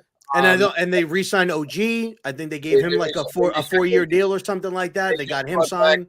They just brought back Marcus Morris last night. He's a vet. He's 35, but a guy that played with the Knicks a few years ago. They brought in Cameron Payne, another good veteran for the bench. So I'm excited, man. I think the Knicks. I would say going into a year, this is the best chance the Knicks have had to win a championship preseason in my eyes since the early to mid 90s. Yeah. Like I think they're that good. I think they're a top 3-4 team in the league, 5 team in the league, top 2 team in the East. I think they're really good.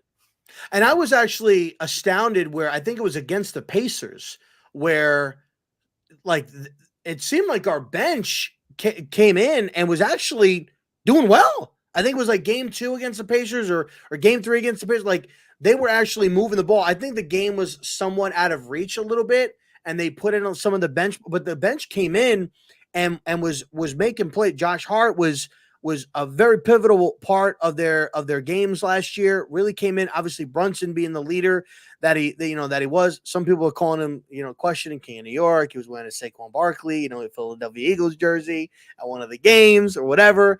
But listen, he may have been an Eagles, fan before he even came here, so you can't fault the guy for that. Well, he played at Villanova. Yeah. Yes, of course. Yeah. So, but I'm excited. I'm going to start watching it. I think it kicks off here in like a month, right? Yeah, October. I think October 22nd is our first game against the Celtics. Okay, cool. Yeah, and I think that's that to me would have been an interesting, because that's who we would have played, I think, if we would have made it past the Pacers. Yeah. And the Pacers just got fucking slapped. The Knicks, if I'm being honest, even if the Knicks were healthy, they weren't beating that Celtics team. But it would have been. I think they would have put up a better fight. I think they would have put up a better fight. Would have won 6 with a healthy Knicks squad. I think it would have won 6. But yeah, I think those are the 2 best teams in the East. So you get to see them game 1 of the season.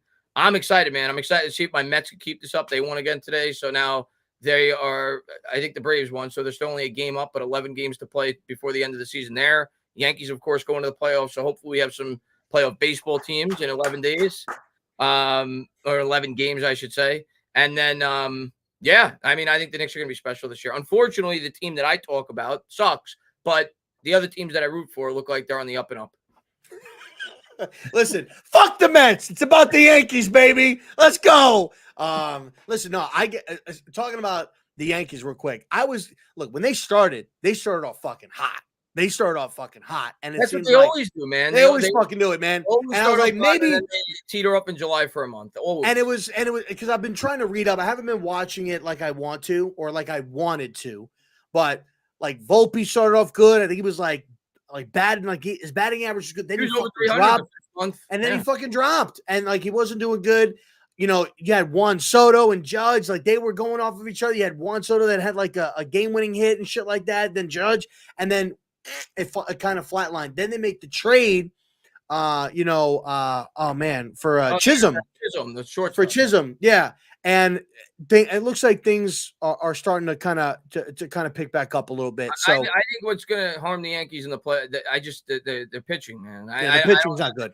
The bullpen's not great. They can't trust the closer. Obviously, they just demoted him about a week ago. But the Mets, same thing. I don't think their pitching's great either. But I think that's what's going to. And the other thing with the Yankees, I think what's been their Achilles heel when they've made the playoffs in recent years is they don't have a lineup that's built well for playoff baseball. Playoff baseball, you're going to face the best pitchers. Typically, you want guys in your lineup like Derek Jeters, guys that make contact, guys that because they're much harder guys to get out. The Yankees have always, in recent years, they've always been station to station guys. Aaron Judge is incredible, but they don't have. I feel like they don't have a balanced lineup. They have great power, but they don't have those guys that could extend rallies. I feel like they don't have a good makeup for playoff baseball, their lineup. Yeah, I think that's what they were hoping that Chisholm and maybe Volpe was going to be able to bring for them, guys that can, because those guys aren't like power guys; those are contact guys that they were. I think that they were hoping that I think as far as when they made the trade for Chisholm, that maybe he was going to be able to come in, give them some better contact hits, at least and get guys moving on base where you're getting, maybe you get it inside the park home run or something like that. You got a guy on second, you got a good contact hit going down the sideline or whatever, and you get some runs in or something like that. So hopefully that's what happens. I don't know. We'll see. That's why they play the games. Yankees certainly have a chance. I'm hoping. Listen. I need something, man, because listen, my Gators are fucking trash. Okay. They suck. Didn't they just lose to like some crappy team like two weeks ago? Oh, well, or maybe they narrowly won. I don't remember. I think they lost last week, and this week I can't remember. I think they got spanked. I think they got spanked. This past weekend, I think that they lost. But Merch is fucking terrible, and Lagway was a top fucking recruit coming out of high school. And just fucking play the guy. Just give him the fucking play. Because here's the thing, I'm talking to some of my buddies or whatever, he's probably gonna fucking transfer. And he was gonna go to fucking Texas A&M. That's where he was gonna go. And we offered him fucking, this money and shit like that or whatever. And he came here. If the shit's going fucking south, he'll fucking go to Texas A&M. I mean, that's where he wanted to fucking go. We fucking suck, dude. You know what? I'm kind of rooting for kind of a hometown team, Syracuse. One of the guys that went to my school plays there. He was a quarterback at my high school. He ended up playing at Michigan. He was a third stringer for Jim Harbaugh, and then he signed with Syracuse. He's playing tight end there now. He's starting. Well, he's the second tight end, but so I have and plus they're a New York team, so I root for him. But Kyle McCord looks good through 2 weeks for Syracuse. He's been playing really well for them. I think he threw 4 touchdowns. He was with Ohio State. I think Ohio State. Yeah, now he's transferred over there. Yeah. He's looked good. He's thrown. I think he had a game where he had 3 touchdowns or 4 was it 6? Did he have 5 or 6? He had a big game. I know that. I had a big game. It was 2 weeks ago. I think it was they had a bye last week, so they're still. But they beat a ranked team. They beat a good team 2 weeks ago. I can't remember who it was, but it was a good team. It was a team they weren't. I have to go back and look. McCord's been playing solid.